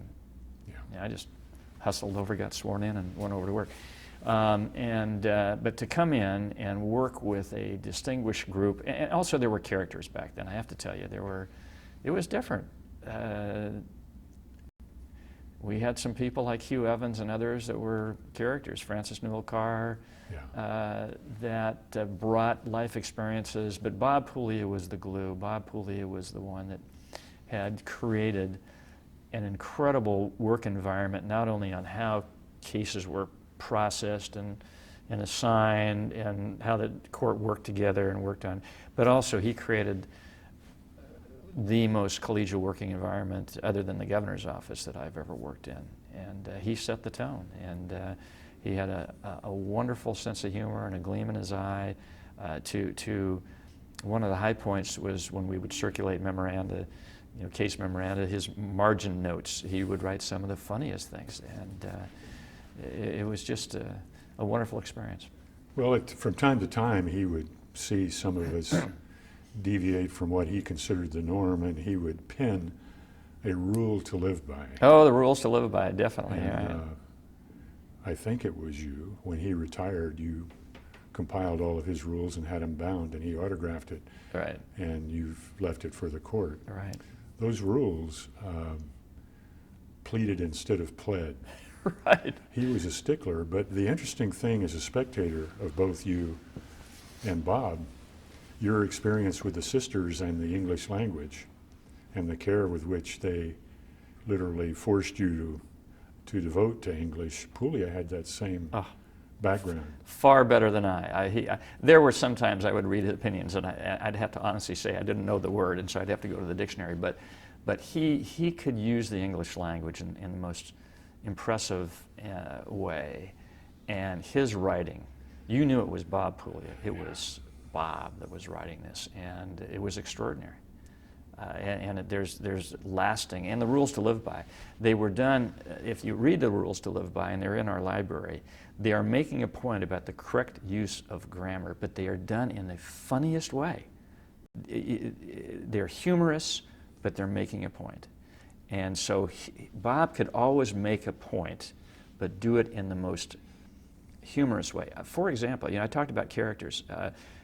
We had a situation where the Supreme Court recused itself because Karma Developers versus Marathon, and the Supreme Court was renting space in the Marathon Plaza. And so it designated the Third Appellate District as the Supreme Court to hear this case. And they drew names out of a box, and I was one, although I was a real young justice then, and my name was pulled out of the box, and Bob's name was pulled, so he was the acting Chief Justice, and Keith Sparks was on it, I was on it, Francis Newell Carr was on it. Well, at any rate, we're conferencing and talking about the case.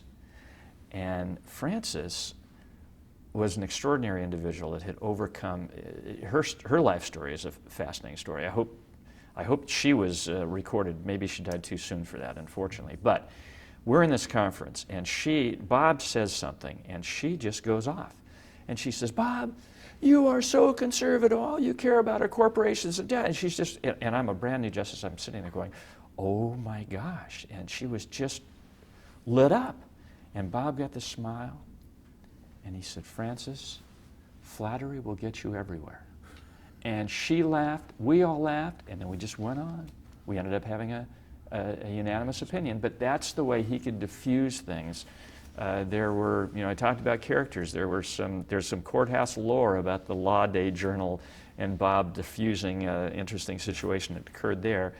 And Frances diffused situations. We had a situation where two of the justices during oral argument, there was a dust-up, and that's another story perhaps, yeah. But Frances settled everybody down. Yeah. All the members of the court came from somewhere.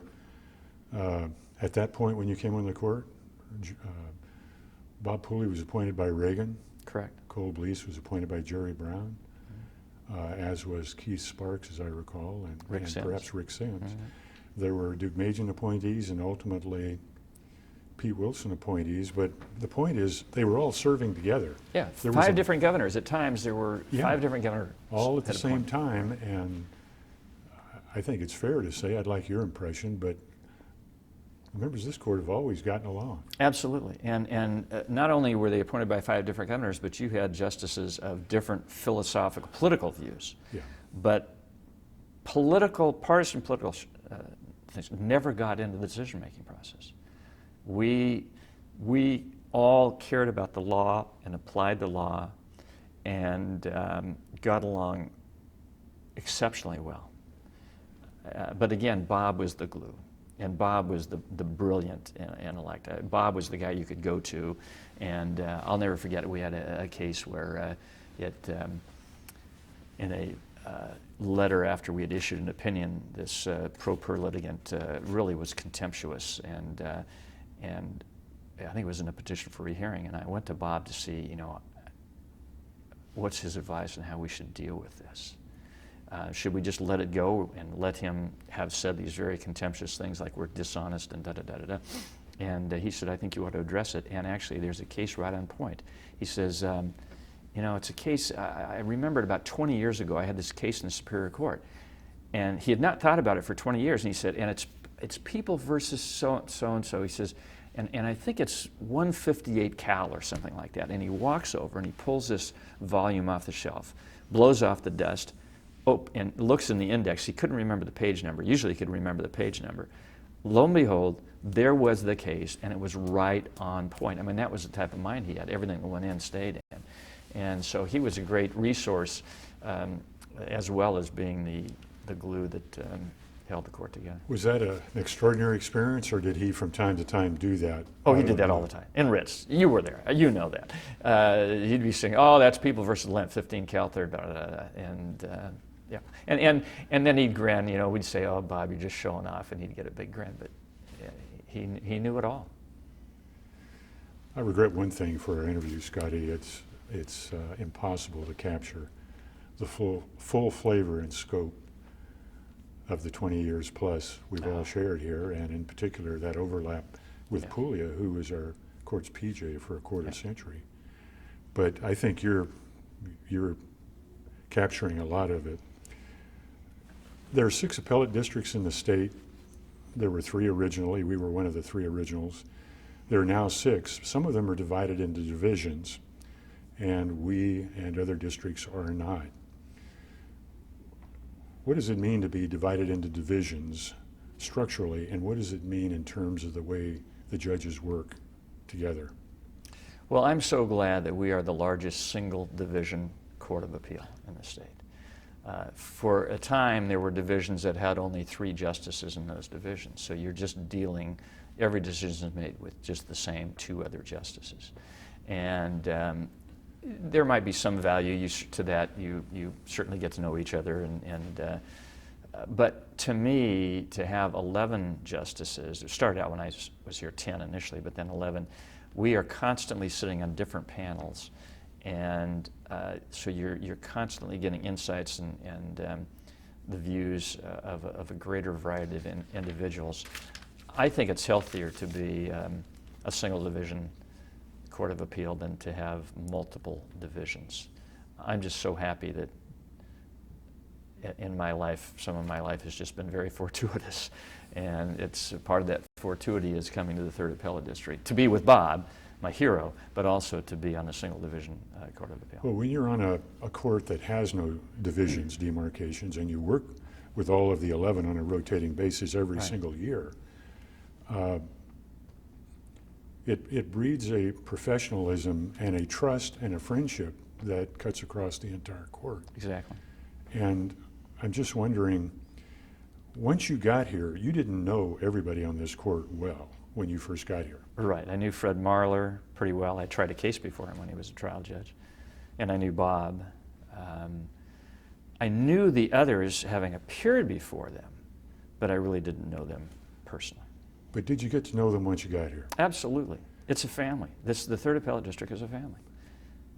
And once you got to know them, it really becomes one of those things where we know about the families. And one of the sad things that have occurred for us that we have from time to time had to bury one of our colleagues. Yeah. And it's just a duty that we have and others will have for us. But it's amazing that once you serve on this court, how close you become and how loyal and close you stay even when you retire. One of our justices, Rod Davis, retired and is now an Episcopalian priest. Mm-hmm. And he played a role in one of our tribute dinners recently, the one for Vance Ray, when he became presiding judge. What was his role? Well, he gave the invocation at the event. And do you recall that he is an assistant pastor at his church for a reason? Do you remember, did you have that conversation with him? As he explained it, that he had long ago felt that was before he actually went into the law, that was a calling of his. And but after he went to the law, I guess into the law, he chose that. But at some point, he was chatting with a priest or something, and the priest said, "Well, do it," or so. I don't know the details of it, but he decided while he was serving here to begin training, and that was a very difficult task for him to do the full workload here and then be training and going through all of that he had to Through do. the school, and at one point he got into a bicycle wreck. Oh, yes. He was hit on his bike and severely injured. Yeah. And the thing that was amazing about him, and reflects you and the other members of the court, when he was injured, he was home and surgery couldn't fix his back. They said, "You're just going to have to let it grow together." So 2 days later, he's back at work. And he said to all of us, "I can hurt at home or I can hurt here." Yeah, exactly. And so when he was only an appellate judge, or an appellate judge at divinity school, or an appellate judge wrapping up his learning as a priest and injured, he was here with us and working with us. And that's the way everybody around here has been, and a lot of that devotion is the leadership we've had from the 3 presiding judges I indicated, because you've never missed any work that I know of because of injuries and illnesses. I don't think you have you? No, I had some surgery that they said I should be out about 3 months, and I was back in a week and a half. That's what I thought. Well, it's a trait here, but it also is something that we learn from one another, particularly our presiding judges. Recalling your days as a deputy AG and your arguments in this courtroom, what were the feelings that very first time you went out there and the Department of Justice first appeared in the first criminal case? Was it just another case, or did you have a particularly nostalgic moment? You know, I must confess I don't even remember the case, but Really? I do remember walking into the courtroom, and that magnificent courtroom, and I do remember Bob Puglia was on the panel, and it was a thrill to, instead of, say ready for the people, you'd say ready for the respondent. Actually, I made a mistake one time. We were the appellant, and I got up and I said ready for the repellent is what I said. I started to say respond. I said, ready for the repellent. And then I got up and I said, Your Honors, I'm sorry. I hope my argument does not repel you. But it was, what was fun about it was having Bob on that panel and asking tough questions and standing, toe-to-toe with three justices. I loved it. What is the difference? What do the two terms mean, and what is the difference between a hot bench and a cold bench? Well, the Third Appellate District is known as a hot bench, and the hot bench is one that has done a lot of work on the case, knows the case well, probably has even have a tentative opinion about the case so that they really know the issues well and ask a lot of questions. A cold bench might be a bench, it's simply a bench that doesn't ask very many questions. It might be very well versed in the issues, but in the old days, when I first appeared, usually there would be questioning only by one justice because they hadn't worked the cases up in advance, but then the 90-day rule came in, so a lot of the work was done before oral argument. That's not to mean that the court had made up his mind and would never change his mind. We on a number of occasions changed our mind after oral argument, but the good thing about it is that you really are familiar with the case, so you know the questions to ask. If you have a question, if you want to disabuse yourself of a notion that you might have, you can ask a focused question. And all I can tell you is every appellate lawyer would rather have a hot bench. You don't want to put all that time in to prepare for oral argument and then just have three justices just sitting there and looking at you or not looking at you and not saying a thing. So I've heard from any number of attorneys that they appreciate the fact that our court is a hot bench and that we ask questions of both sides.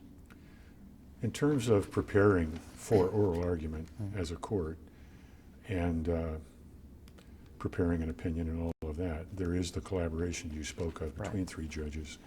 But when it comes time for oral argument, and despite the fact that we're all conversant, substantially conversant, but to varying degrees on the facts and the law for that case, and we may not have touched it for 3 or 4 months or more before we go to oral argument. Right.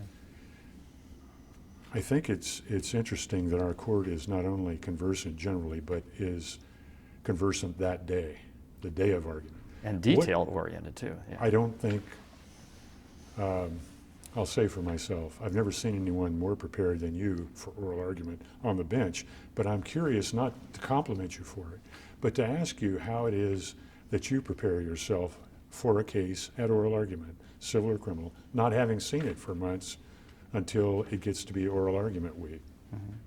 Well, obviously I would read the proposed opinion again. And sometimes I would read the briefs again before, not all the time, I must say not all the time. But then I would make notes.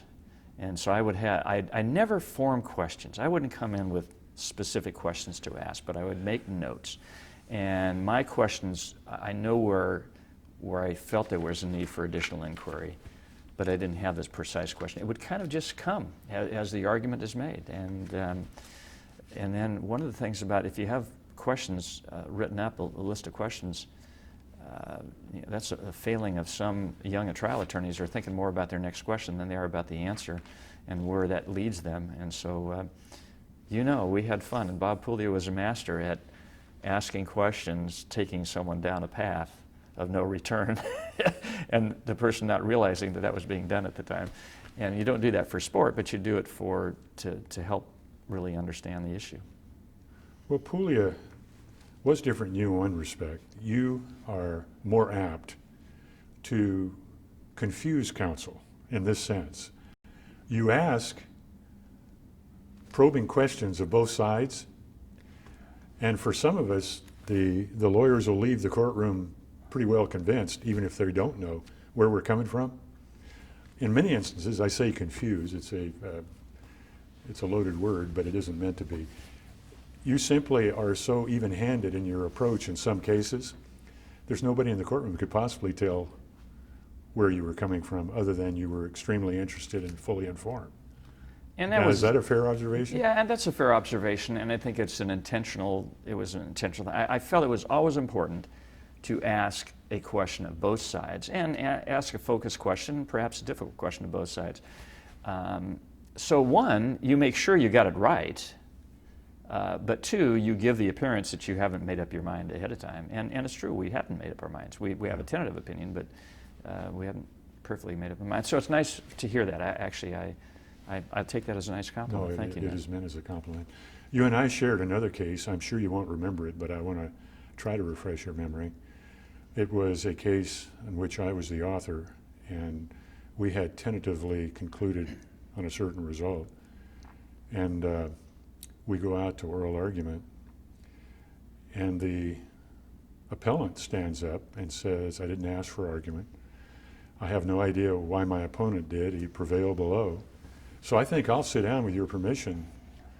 And you were the PJ, and we sat down. He sat down, and this other lawyer gets up. It was a huge case involving a lot of money. Gets up, and he had some pet peeves that the trial judge had, quote unquote, mistaken, that he wanted to be heard on. And before this man had gotten through, he had raised questions that his opponent hadn't thought of, and provoked the panel that we went back to the drawing board and came to another conclusion. Nick, I remember that case well. That's a case where the respondent the respondent would have won on the tentative opinion. If he'd waived argument. And if he had waived argument, he came and he started, and suddenly light bulbs started going on, and questions started being raised, and we walked out of that courtroom, and then, I think we got it wrong, and we went the other way, and he lost. Which goes to show you the open-mindedness of the judges and the willing to revisit things, and it also shows you a terrible tactical error on his part. It does. Yeah. But it's amazing what we learn on both sides. We more than lawyers, because we're there every week, every month, learning from each of these Right. mistakes. But that was an amazing shared experience. Yeah. And I've been on cases. I'm probably the only justice that's published an opinion going one way and then granted rehearing and published an opinion going the other way, when in a petition for rehearing, suddenly a point was made in a better way than it was before, and it was a significant factual, how you interpret a particular factual context, and so it's in Ray Nichols. And so we published an opinion going one way, published an opinion going the other, after we were reconsidered. reconsidered. Reflected. Yeah. Well, to wrap up this part and then get into some specific categories of topics, you presided at the retirement of Bob Puglia in 1998 and became PJ. You went through the Jenny Commission again. You went through the Commission on Judicial Appointments, and you were confirmed. Who was your panel on the commission at that time, if you recall? It was Chief Justice George. Cole Blease was the acting presiding judge, and Dan Lundgren was the Attorney General. Yeah. And was it similarly stuffy as the first one had been? No, it was a lot of fun, in part because Bob Puglia testified on my behalf. And No higher honor, really. true. And the Attorney General was not stuffy in that hearing, and he was joking and making comments about Bob Puglia. There was, during the middle of the hearings, there was some noise, some banging, and so he joked with Bob about their carving the Mount Rushmore of Bob Puglia on the outside of the Library and Courts building, and then the Chief Justice, who I had known well because I served with him on the Judicial Council, was very kind in his remarks. So it was, and the people who testified. It was a love fest. It was very nice. Yeah. Yeah. Was your family again? Oh happy yes. then? Yeah. These Yeah. are really wonderful things, Scotty, having Mhm. your family be able to share them, That's as for sure. uncomfortable as they may make you personally. That And was- that's Those are something- special moments. no It's doubt special about it. moments.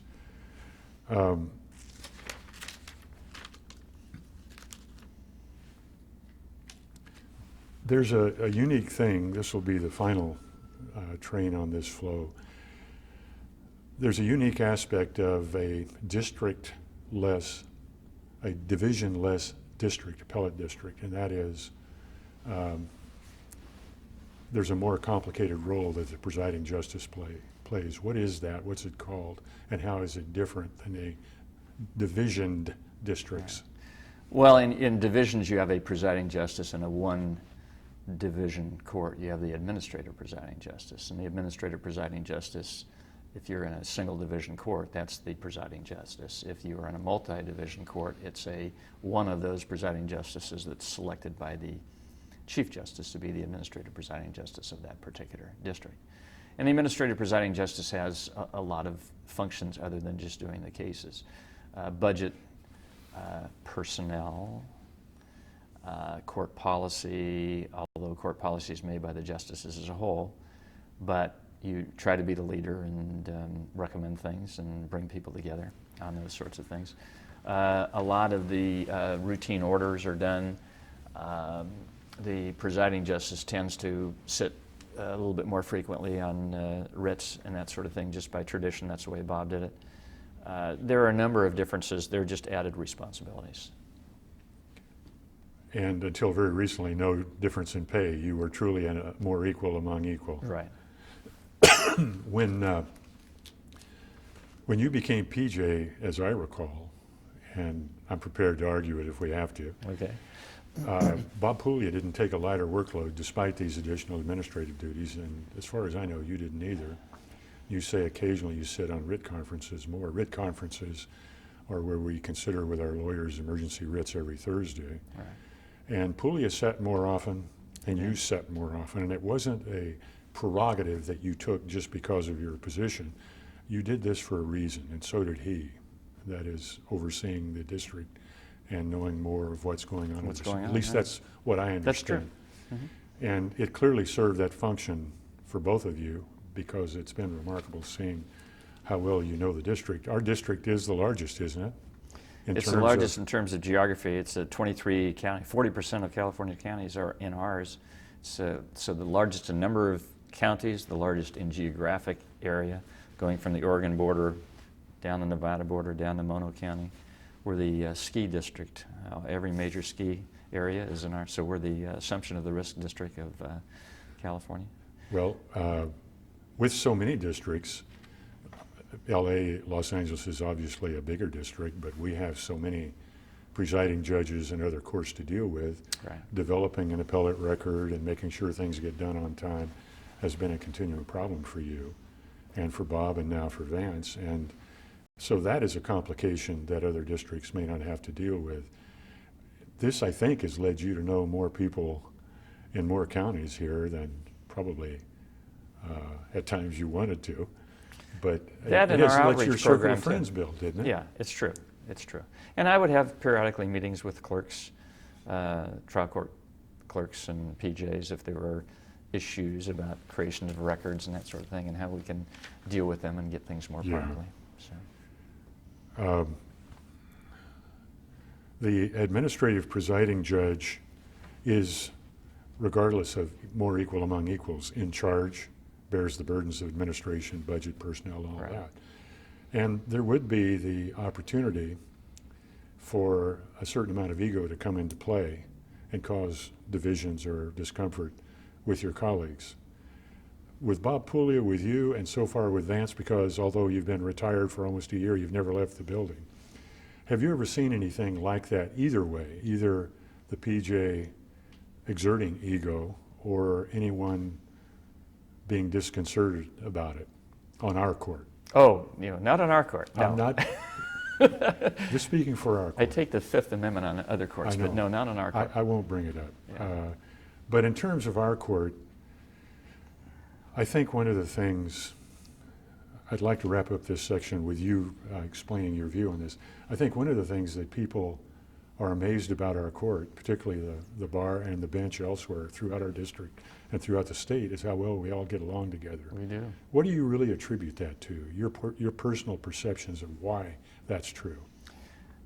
I think it is a culture. First of all, it's mutual respect, and it's the types of people that are here. And frankly, our court's different in a certain way because there are a lot of justices who worked in other government entities and did other government type work. And we always have people from the governor's office, that legal affairs generally, that's a logical place for a number of them to come after that. But we came, from the Attorney General's office. Many of us worked together and developed friendships and relationships there. But really, I think it's just the culture.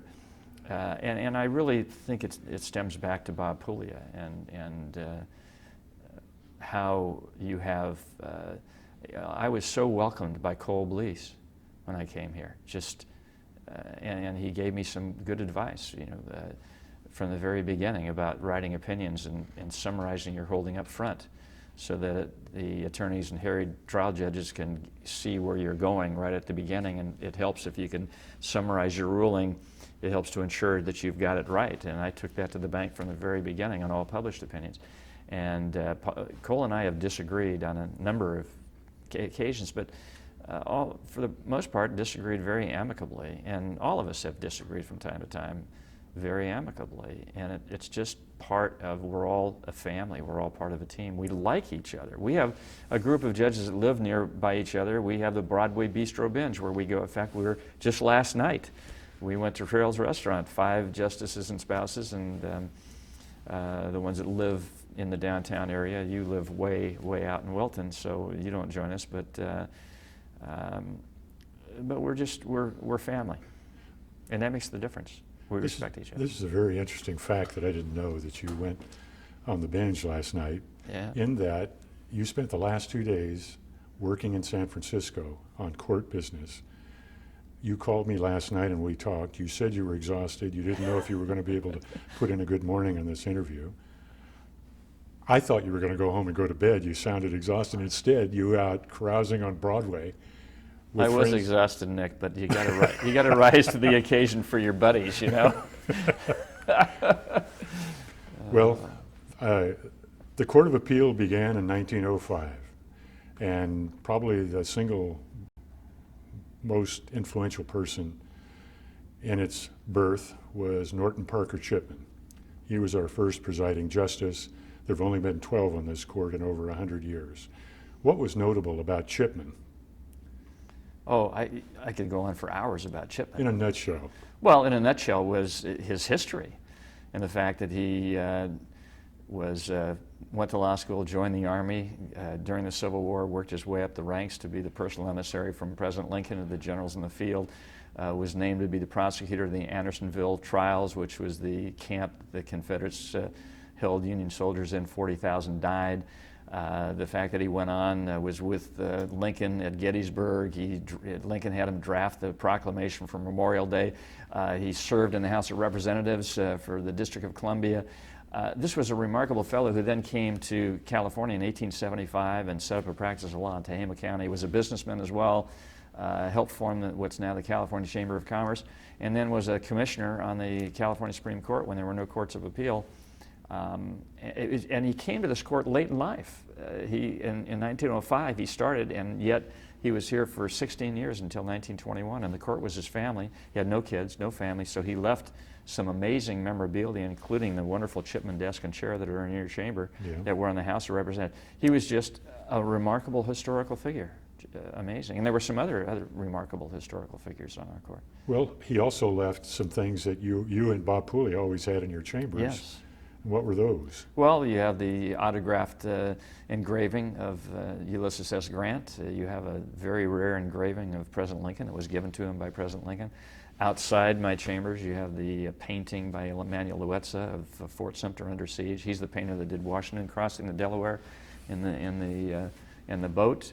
They're just some remarkable things. Our library has some wonderful things from the early 1900s of bar passing, and you didn't have a written bar exam back then. You had to be examined by a panel of justices, and there's a lot of history in this court. That's what makes this court special, the history. The fifth presiding judge of this court, Chipman, was a remarkable man. She was a remarkable woman. Her name was Annette Abbott Adams.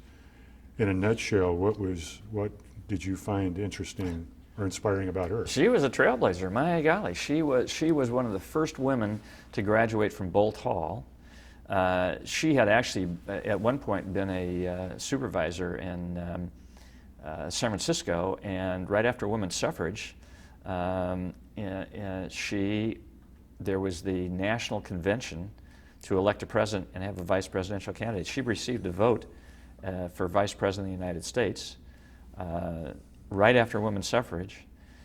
When she got out of law school, which was before that, she had trouble finding a job in the private practice of law because it was a male-dominated profession. She went so far, she was a larger woman, she went so far as to actually take voice lessons to lower her voice to sound more masculine. She always dressed all in black, and she was this very imposing figure, but she still could not get a job in the private practice of law. They were willing to hire her as a legal secretary, so she went to work for the United States Attorney's Office. She was the first woman assistant United States attorney. When her mentor left to go to the California Supreme Court, she was the first woman ever to be the United States attorney for a district. She was the first woman ever to be appointed to the Court of Appeal. Not only was she the first woman ever to be appointed to the court, she was the first presiding justice. She was appointed directly to be the presiding justice. She was the first woman to ever sit on the California Supreme Court pro tem in 1950 for an argument. She was one that overcame just amazing barriers to have a remarkable career. When you got here, the 10th presiding justice was Bob Puglia, and we've talked about Bob. You're the 11th, and now Vance Ray is the 12th. When you think back to your predecessors, a lot of people don't pay attention to history. Do you pay attention to history? Do you look at the people that have served in your office before?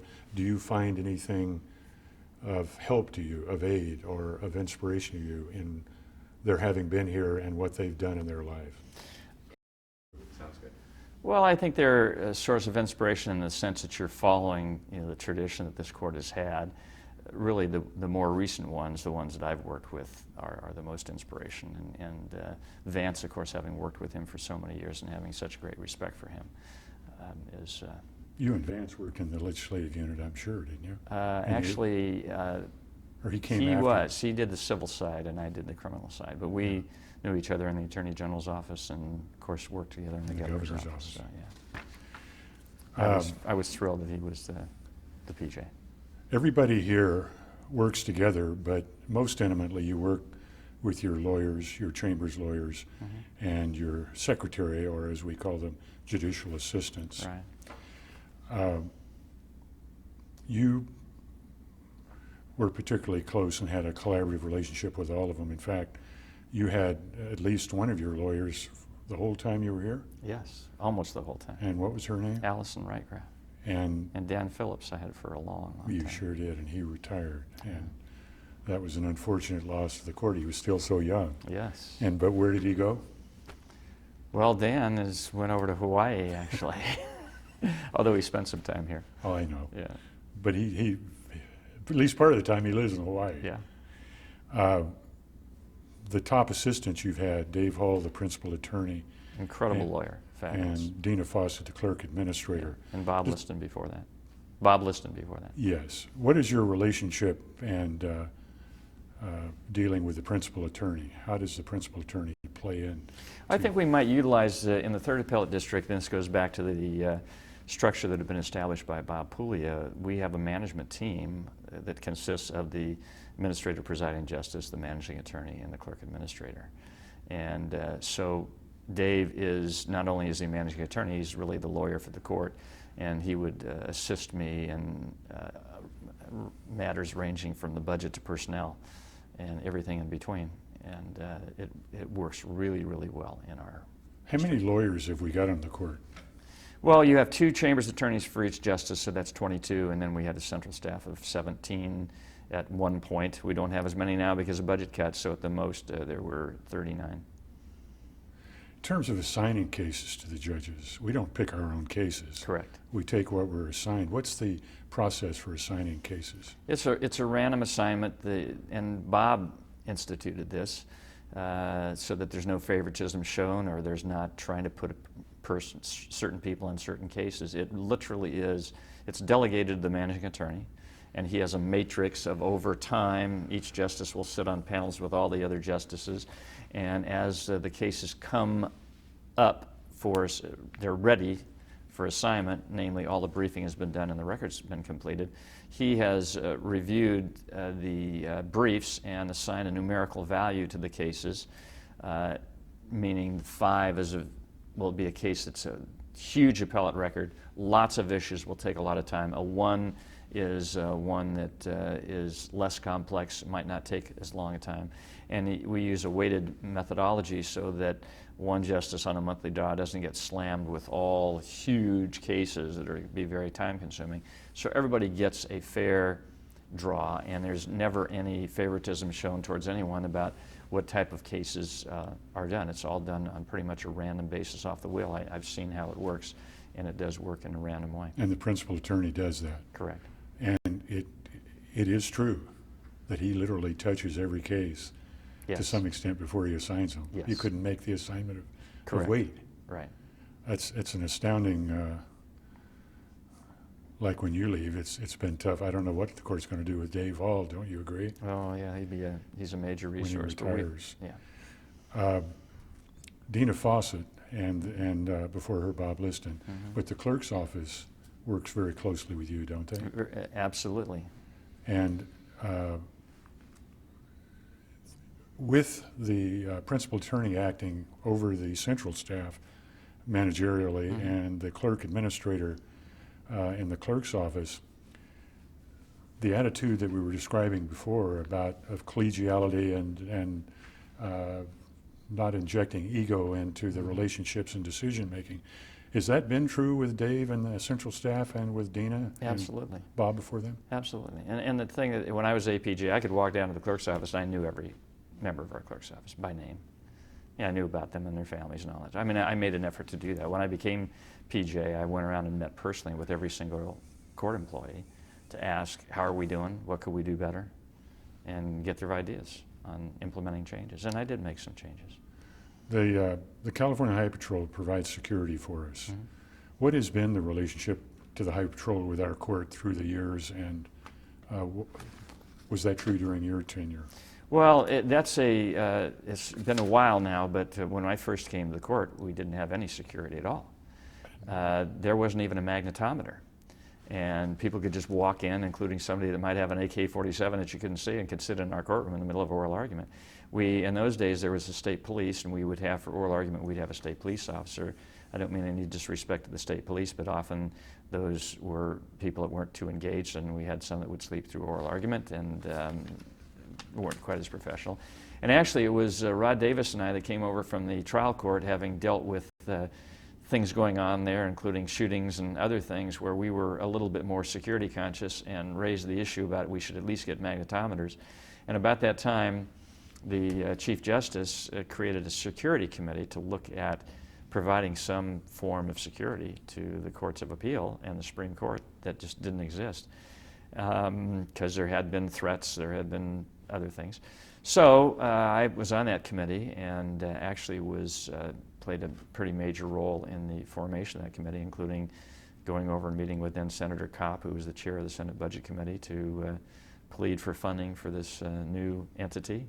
And I actually, since the judges were real concerned about what type of people would be assigned to our courts, I actually sat in on the interviews with the lieutenant to select officers that would serve in the northern region of the state.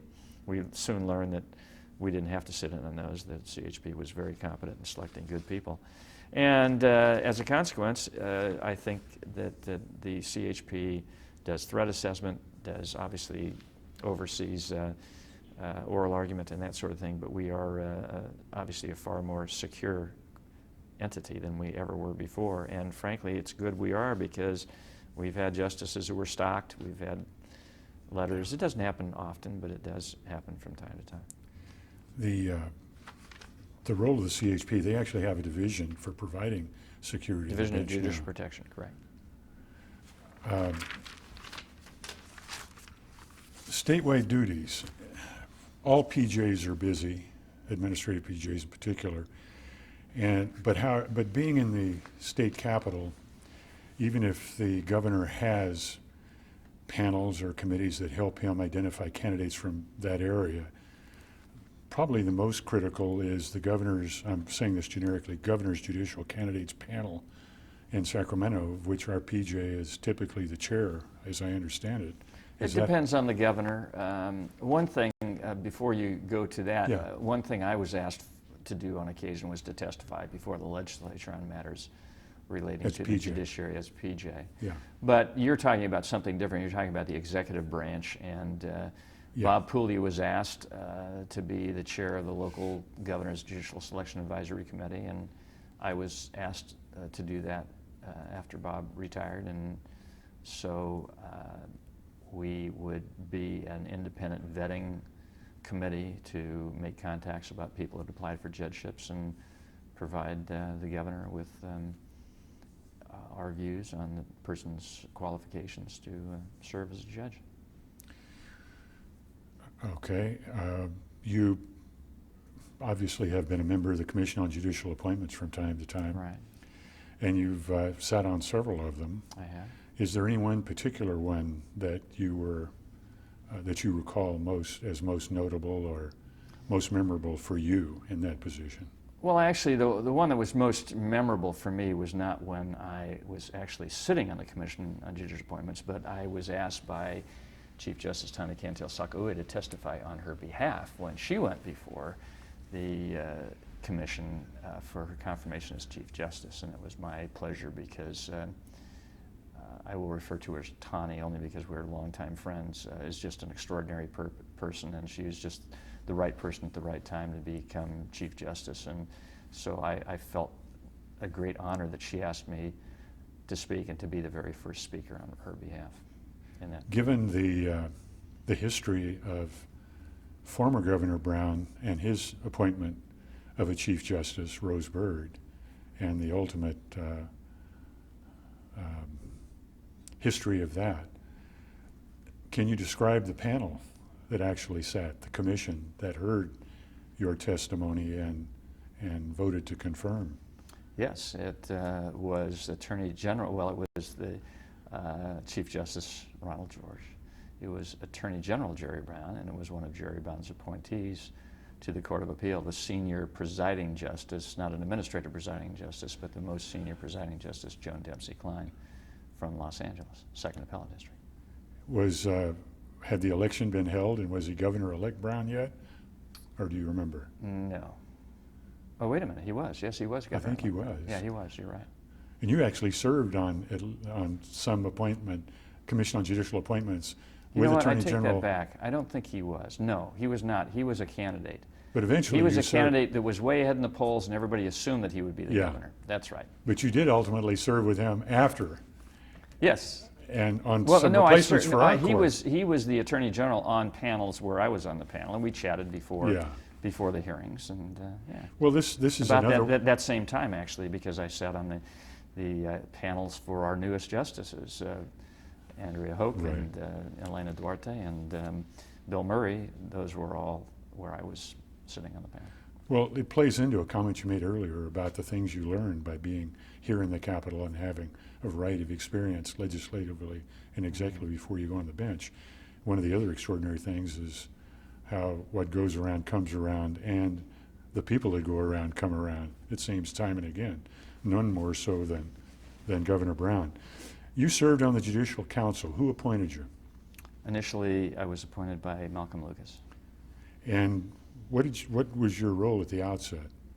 I was a member of the Rules and Projects Committee, and then after my first year, I was named to be the chair of the Rules and Projects Committee, and then after that year, I was named to be the chair of the Executive and Planning Committee, and I would actually run the Judicial Council meetings when the Chief Justice was not there.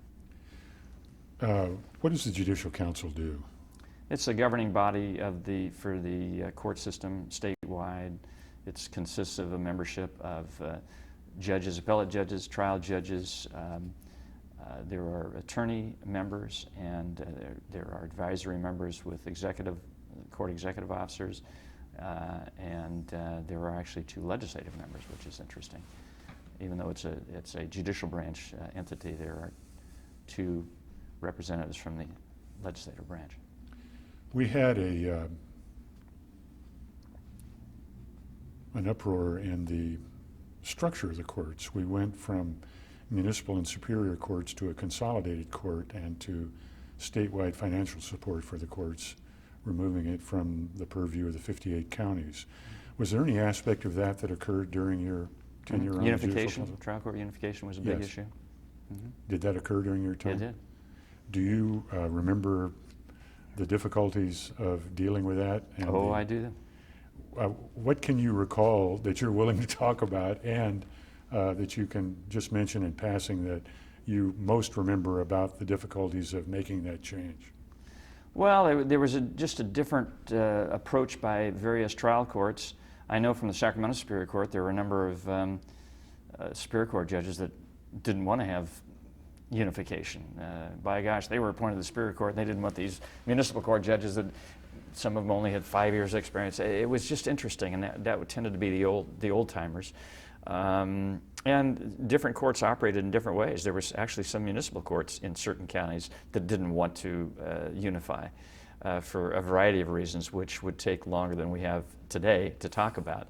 But it ultimately, I think, was the right thing to do. It made the courts more efficient, but it was a gentle persuasion, and sometimes not so gentle persuasion, to make it come about. Was one of the difficulties that when you were a Superior Court judge and on trials or whatever the subject, you didn't want to go back to hearing preliminary hearings or Correct. trying drunk driving, Right, exactly. so-called deuces? Exactly.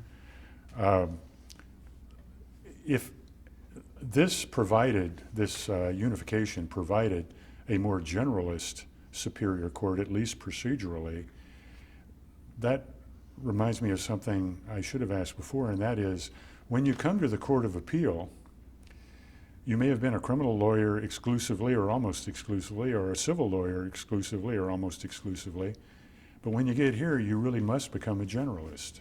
In 1 year, you will have a greater diversity of issues than you would have in a lifetime on a large Superior Court, where you just tend to get assigned to a particular assignment for a period of time. Family law, criminal law. You know from your own experience and knowledge, people came to this court, either civil or criminal, largely. They've made the transition in the first year or 2 or 3. Mm-hmm. Is there anything about either generalized subject matter, civil or criminal, that you think a civil lawyer learns criminal easier or a criminal civil, or is it too hard to generalize? I think civil is more difficult than criminal. Do you? Can we cut for a second? We're rolling. National duties. You were involved with the Council of Chief Judges of the State Courts of Appeal. I was. What is that organization? It's an organization of all of the, in most states they call them chief judges, we call them presiding justices, but for around the nation, of the 38 states that have intermediate appellate courts. And Bob Pooley encouraged me to get involved, and I did, and I was fortunate to be asked to be on the Education Committee, then chair the Education Committee, be on the Executive Committee, and I ultimately was president of the organization. And it's just an exceptional organization where you learn how other states are doing things and learn from others, and also you make friendships around the state that are lasting friendships. And so I encouraged Vance to be involved, and he is, and he's actually the chair of the Education Committee this year. In about 3, 2, 1.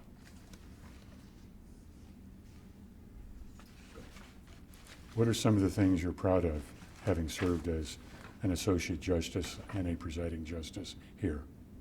Well, I think the things I'm obviously proud of being able to work as a team, as an associate justice. Becoming presiding justice, I had the big shoes to fill, Bob Pooley's shoes. And he just had created such a wonderful organization. But there were a few things that I thought we could do that were a little bit different. Perhaps the one that I'm most proud of is the outreach program. We have an award-winning outreach program where we take our court on the road to high schools. There have been other outreach programs. Ours was the first to go into high schools. And we send copies of the briefs and a summary of the issues and facts of the case so that the teachers can utilize them as a teaching tool to prepare the kids for oral argument. We go in, it's usually a 2-day program. We show up the first day and we talk for about 5 minutes about what we do, but then we open it up for questions, and we don't screen the questions. The students can ask us anything except about the cases. It's been a great experience for us, and I think for them. We then actually hold oral argument in real cases, followed by another question and answer session. We have received rave reviews from schools throughout our district. I think we've now visited, of our 23 counties, I think we've done 20 of them. It's a major undertaking to go out there. It's been well received. We started in 2000, and I threw the idea out to all of our justices, and everybody embraced it, and we all enjoy it. You've been there. You know what a great program that is. Another thing that I feel has been beneficial for the court is a hiring process. When I first came on the court, the way we hired attorneys is just basically looking at their written submissions and then interviewing them. And I felt that so often you really don't know enough about an attorney, particularly if you just look at what they've written. You don't know how much someone else has had involvement in writing those submissions. So I felt that we'd have a practical component. We have a pretty tough boot camp for attorney applicants. We narrow the field to about 10, bring them in on a Saturday, give them a real case, and from 8:30 to 5:30 they work on a real case and draft a proposed opinion. And then each one of them is guaranteed then to come back, and we have a panel of 5 judges who pretend like this is an oral presentation of the case and they know nothing about the case, and the attorney candidate orally presents the case, and the judges will start asking questions about it, just in a nice way, but just to see how the attorney reacts to questions and interacts with the justices. And I think it really enhanced the quality of the individuals that we have hired. Some people do real well in an interview, but don't do so well in a writing exercise like that. So I'm really proud of that. I am very proud of the fact that because we grew so large with the expansion of the number of justices, that we outgrew the library and courts building, and there was an annex that was built, so our clerk's office had to go across the street, which really divided our family and was not efficient, getting the volumes of paperwork that we have going back and forth every day. So when the legislature appropriated monies to redo the library and courts building, I was able to negotiate with the state librarian a swapping of space. And it worked well for them, and it's really going to work well for us. We have now acquired space where our clerk's office is going to come back into the old library and courts building. So we're going to be all under one roof. We're going to be a family under one roof again. I think it's going to really be more efficient and more effective and make our court operate more effectively. I am proud of the greater involvement in the retention election process.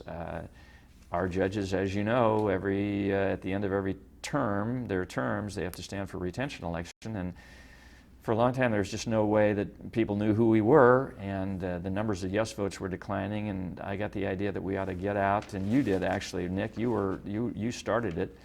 You and Connie Callahan going out and visiting with certain editorial boards on newspapers, and I followed it up with gusto and would meet with editorial boards throughout the state, not only encouraging endorsements for our justices, but also endorsements for the Supreme Court justices on the statewide ballot. And we've been incredibly successful because we've opened up how we operate and the outreach program. The local newspapers have really been very supportive of that, and I think it's helped immensely to educate the voters on what we do. There are a number of other things that we've done. One of the things I'm real happy about is how involved the justices of our court are in county bar activities. When there are events, often there are more justices from the Court of Appeal than there are judges from the Superior Court, and they're a much bigger court at these events, just showing our support for county bar events. And there are a number of other things as well, but those would be the highlights. Given all the discussion you've had about your childhood and family and the sisters, in 2002, the Sacramento County Bar awarded you the Humanitarian of the Year, and it was for your work with the Sacramento Children's Home. Right. We are pushing this through now, but can you say something about the Sacramento Children's Home and the role you've played in it as a foundation for the bar recognizing you? Well, I really have to give, my wife has been a very understanding and patient person who's put up with me working a lot of long hours and weekends. And she's devoted a large part of her life to volunteering at the Sacramento Children's Home, which is a treatment facility for abused and neglected kids that have been removed from their parents. They also have some foster care programs, but these are kids that have had a tough lot in life. And this home is really a savior for them. And it has a fundraising component in that it has a restaurant that serves meals, and the profits go to the children's home. And so she's spent thousands and thousands of hours, and she got me involved, and so I've done bartending over there and serving and other special events there, and did a lot of it and enjoyed it very much. You know, I have my badge for many hours worked, and it was that role, and also involved in the Citizens for Youth, the Center for Youth Citizenship and Youth Education. Those were the two things that were that I was honored for. 2 years later, you were Judge of the Year, and in some respects, in some cases, that is more of a nice job, well done, Judge. In your case, it was more substantive. And then later, when you retired, coincidentally, you won you were named to receive the Ronald M. George Award for Judicial Excellence by the Judicial Council. So while you'd been honored as Humanitarian of the Year and Judge of the Year in Sacramento County, you now were effectively the Judge of the Year for the entire bench of California. Marvin Baxter, your old friend, presented it first at the retirement dinner that you Yeah, he did. had put on for you. And then later it was more formally presented by the Chief Justice. These are things that can't go to every judge, can't go to every presiding judge. Your parents were gone by the time you won that last award, but I think they reflect the attitude of the bench and bar generally. And you won't say much about them, but it was a privilege to witness those recognitions and honors. Well, it was certainly an honor. There's so many people around the state that are worthy of that type of recognition, and I'm obviously grateful that I would my like to contributions were. get into the substantive opinions just briefly, and close with one of your published opinions. I don't think anyone ever calculates how many cases they have as an appellate judge, and the public would never know. But since you've been on this court, you've participated in more than 6,000 cases that resulted in filed opinions.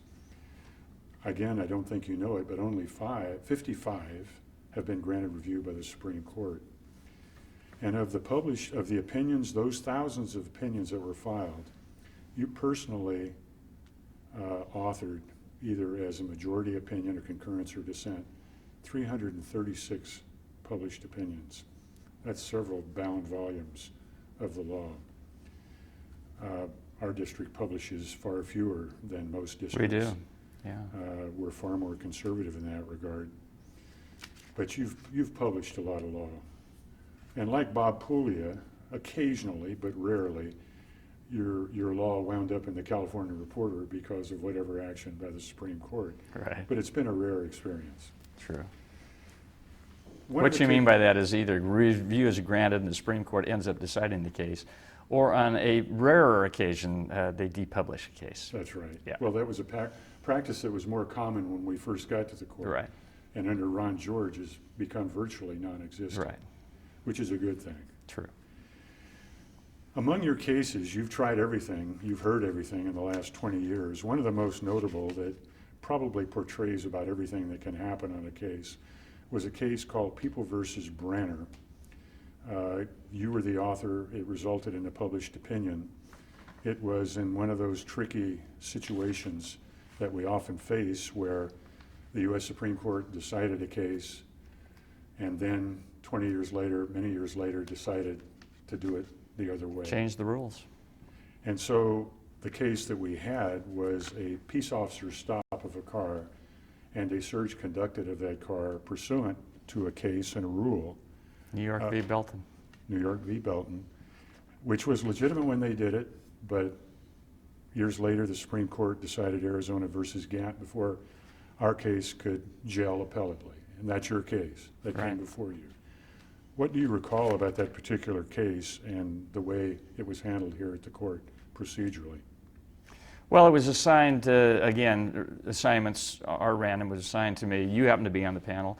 Ron Roby, my dear friend from family law days, was on the panel. And we had a split of opinion on that particular case because there was a split of views around the nation on how you deal with this issue. The issue, as you've succinctly stated, is officers are relying on a precedent of the United States Supreme Court that said what they were doing, a search incident to arrest to a vehicle stop, could be done regardless of whether the person is locked up in the patrol car, but there was a bright line rule, at least that's the way everybody was interpreting it, that you could search incident to arrest without a search warrant. And then after these officers had relied upon this precedent, the Supreme Court in a 5-4 decision, the Gant case, concluded otherwise. And they didn't overrule New York v. Belton, but they essentially said that it was wrongly construed, as I recall. At any rate, the issue then came up that do you suppress the evidence that was gained in a lawful manner at the time because the Supreme Court has changed the rules of the game? And it implicates two things. It implicates the constitutional protection, the Fourth Amendment protection against unreasonable police conduct, and it also implicates the exclusionary rule and what is the purpose of the exclusionary rule. And the issue then was, do you apply the good faith exception to the exclusionary rule, saying you shouldn't exclude evidence of guilt when the constable didn't blunder? And that's the whole thing. You're supposed to, it's supposed to be a deterrent against misconduct. And here, at the time, there was no misconduct. The officer did exactly what the Supreme Court said he could do. And the Ninth Circuit came out with an opinion that says, well, that's too bad because you have to have some, the person who does establish a constitutional violation, there should be some remedy for that purpose. Well, we disagreed, you and I disagreed, and said that when you have these competing, when you have these various things you have to look at, the good faith exception should apply in this case because the officer did no wrong. Ron followed the Ninth Circuit to the contrary. And so the California Supreme Court granted review, and then lo and behold, the United States Supreme Court decided that case and went our way, didn't it, Nick? And actually, I have one bone to pick with our California Supreme Court. Because now that was decided by the United States Supreme Court, they just simply dismissed the case. They vacated the review because it no longer, they didn't have to decide the case because the U.S. Supreme Court had spoken. I wish that they had ordered our opinion to be republished, because when you grant review, it takes our opinion off the books. And the reason why I thought they should have allowed our opinion to stay on the books is because we got it right. We beat the Supreme Court to the right result, and I think that should have gone out there to show the reasoning that we applied, which was consistent with the Supreme Court. I'm not angry about it, but I just wish the Supreme Court would rethink their how they deal with grants of review that they ultimately decide not to. And it was your opinion, not mine, so I can say this. I think you did it more simply and clearly than the U.S. Supreme Court did in Davis versus the United States this year in any event, and I agree with you. I want to do two other cases and then we'll wrap this up. One is called Levinson. You were going to ask me about my views on the exclusionary rule. What are your as views a on reason, the exclusionary rule? You were going to ask me if it should be extended or curtailed. See, the viewer is going to know that you actually gave me a couple questions. Most of the questions you've asked, I didn't know ahead of time. Well, we're trying to hustle through, and I thought I was going to cut to the chase here. I'll just ask you, the exclusionary rule, although well established and dating back to largely Mapp versus Ohio on 61 and Cahan a few years earlier in California. We don't have Cahan anymore because independent state grounds and his exclusionary rule is gone. So we have the federal exclusionary rule, whatever its shape, here in California. But whatever its origin and whatever its nature and scope, do you believe it should be curtailed or constrained, or should it be extended? Well, it definitely should not be extended, and frankly, my views on the exclusionary rule are based upon my assessment of the purpose of the exclusionary rule and the practical implications of the exclusionary rule. The exclusionary rule is viewed as a remedy for a constitutional violation and really as a deterrent to ensure that police do not violate individuals' Fourth Amendment rights. You have the good faith exclusion because if the policeman acted upon reasonable reliance on a warrant or something that still was wrong, nonetheless you don't penalize the officer for properly relying on guidance from a judge and that sort of thing. The problem I have with the exclusionary rule is this, that it's not an effective deterrent. And you have a great societal cost. And the societal cost is that you exclude evidence of guilt of people, some of whom have committed terrible, terrible crimes. And you might ultimately prohibit the prosecution of those individuals by excluding that evidence. So what price is paid to ensure that Fourth Amendment rights are not violated by applying the exclusionary rule versus what price to society is paid by excluding evidence of guilt? And if the exclusionary rule worked as a deterrent, then I would say we have to have a meaningful way to discourage officers from violating people's constitutional rights.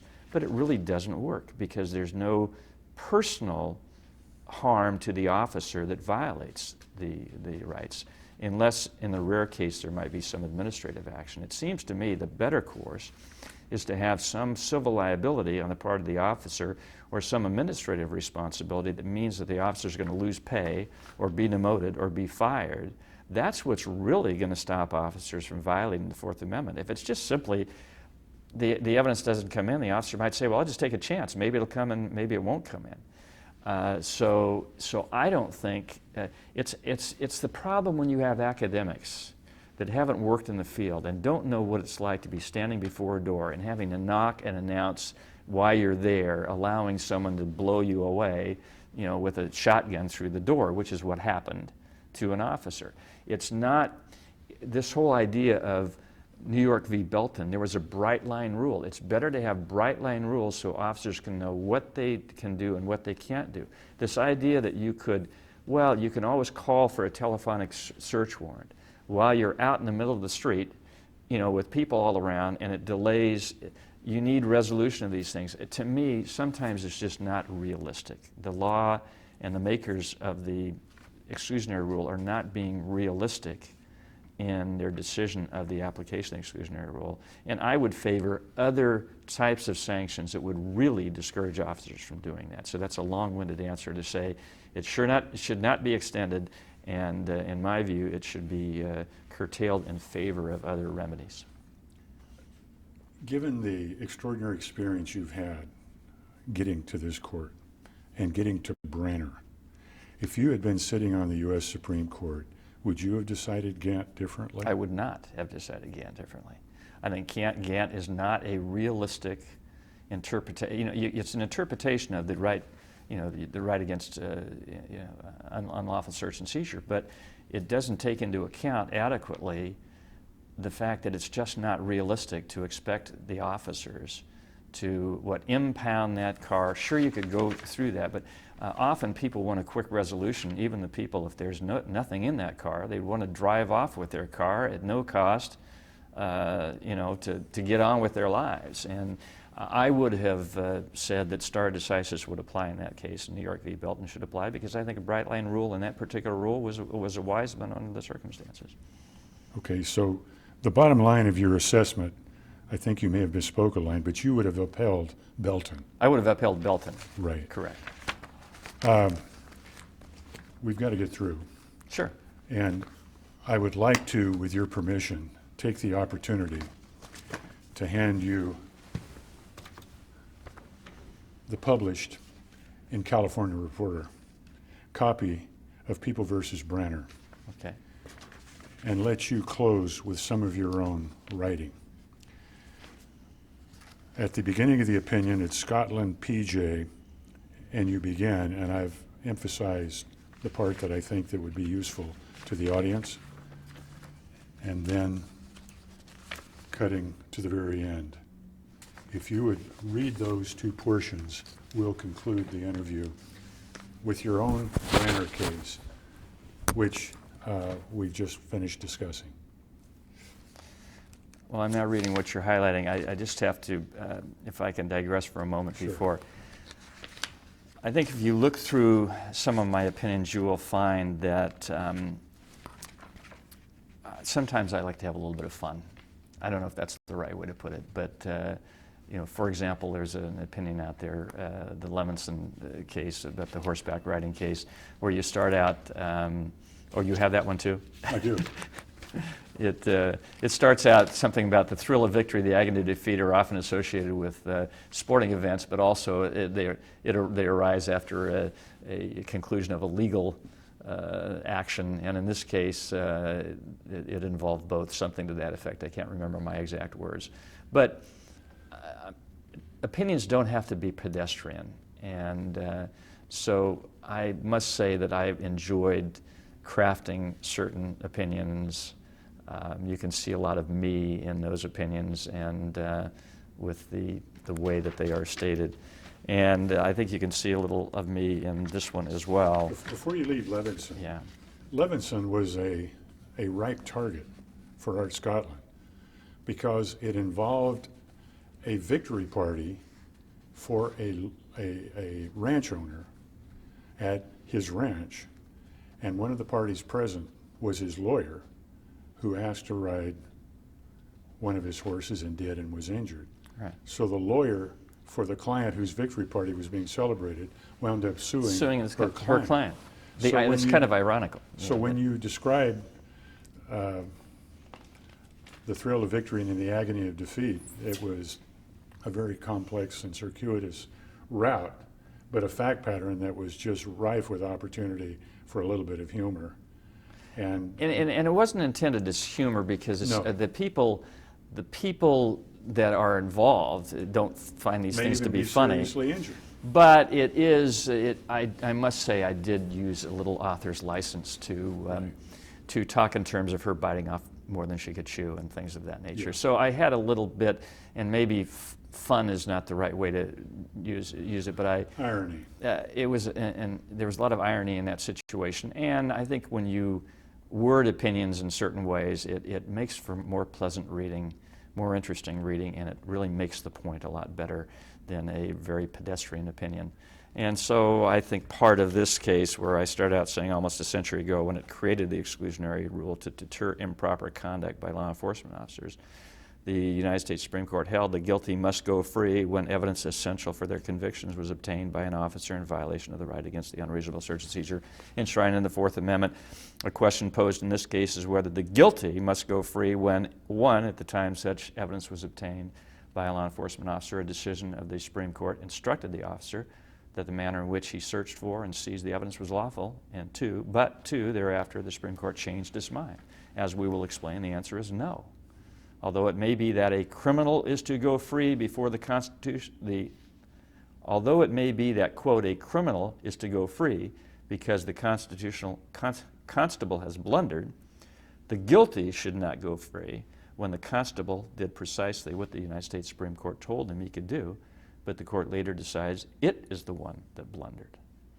Evidence seized during a search that was lawful pursuant to Supreme Court precedent existing at that time, but later overruled by the court, should not be excluded for two reasons. Then I explained the two reasons. One, the good faith exception to the exclusionary rule, and the societal cost and other things. So I ended the opinion by hearkening back to words of wisdom that our former presiding justice wrote many, many years ago in a case, and have influenced me and influenced others like me.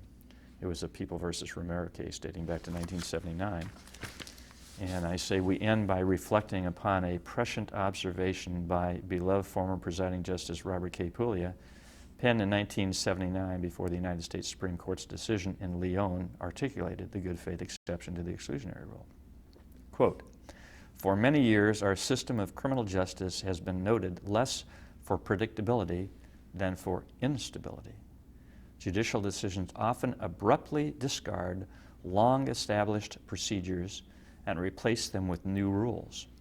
Typically, these new rules are then applied to cases on appeal, which were earlier tried in reliance upon the then existing but now discarded rule. In other words, the rules are changed to the benefit of the defendant and the detriment of the people after the game has been played. The inevitable consequence is the ex post facto creation of error where none otherwise would exist, and the unfortunate reversal of many convictions that would otherwise have been affirmed. These occurrences assuredly exact a considerable cost in loss of public confidence in the judicial system, not to mention the very tangible economic drain on the public funds resulting from the retrial of these cases." Excuse me. And public confidence is eroded further when intervening events render trial impossible or futile. Surely, it must be possible to effect orderly change in judicial procedures without the attendant carnage that retroactivity has raked over the past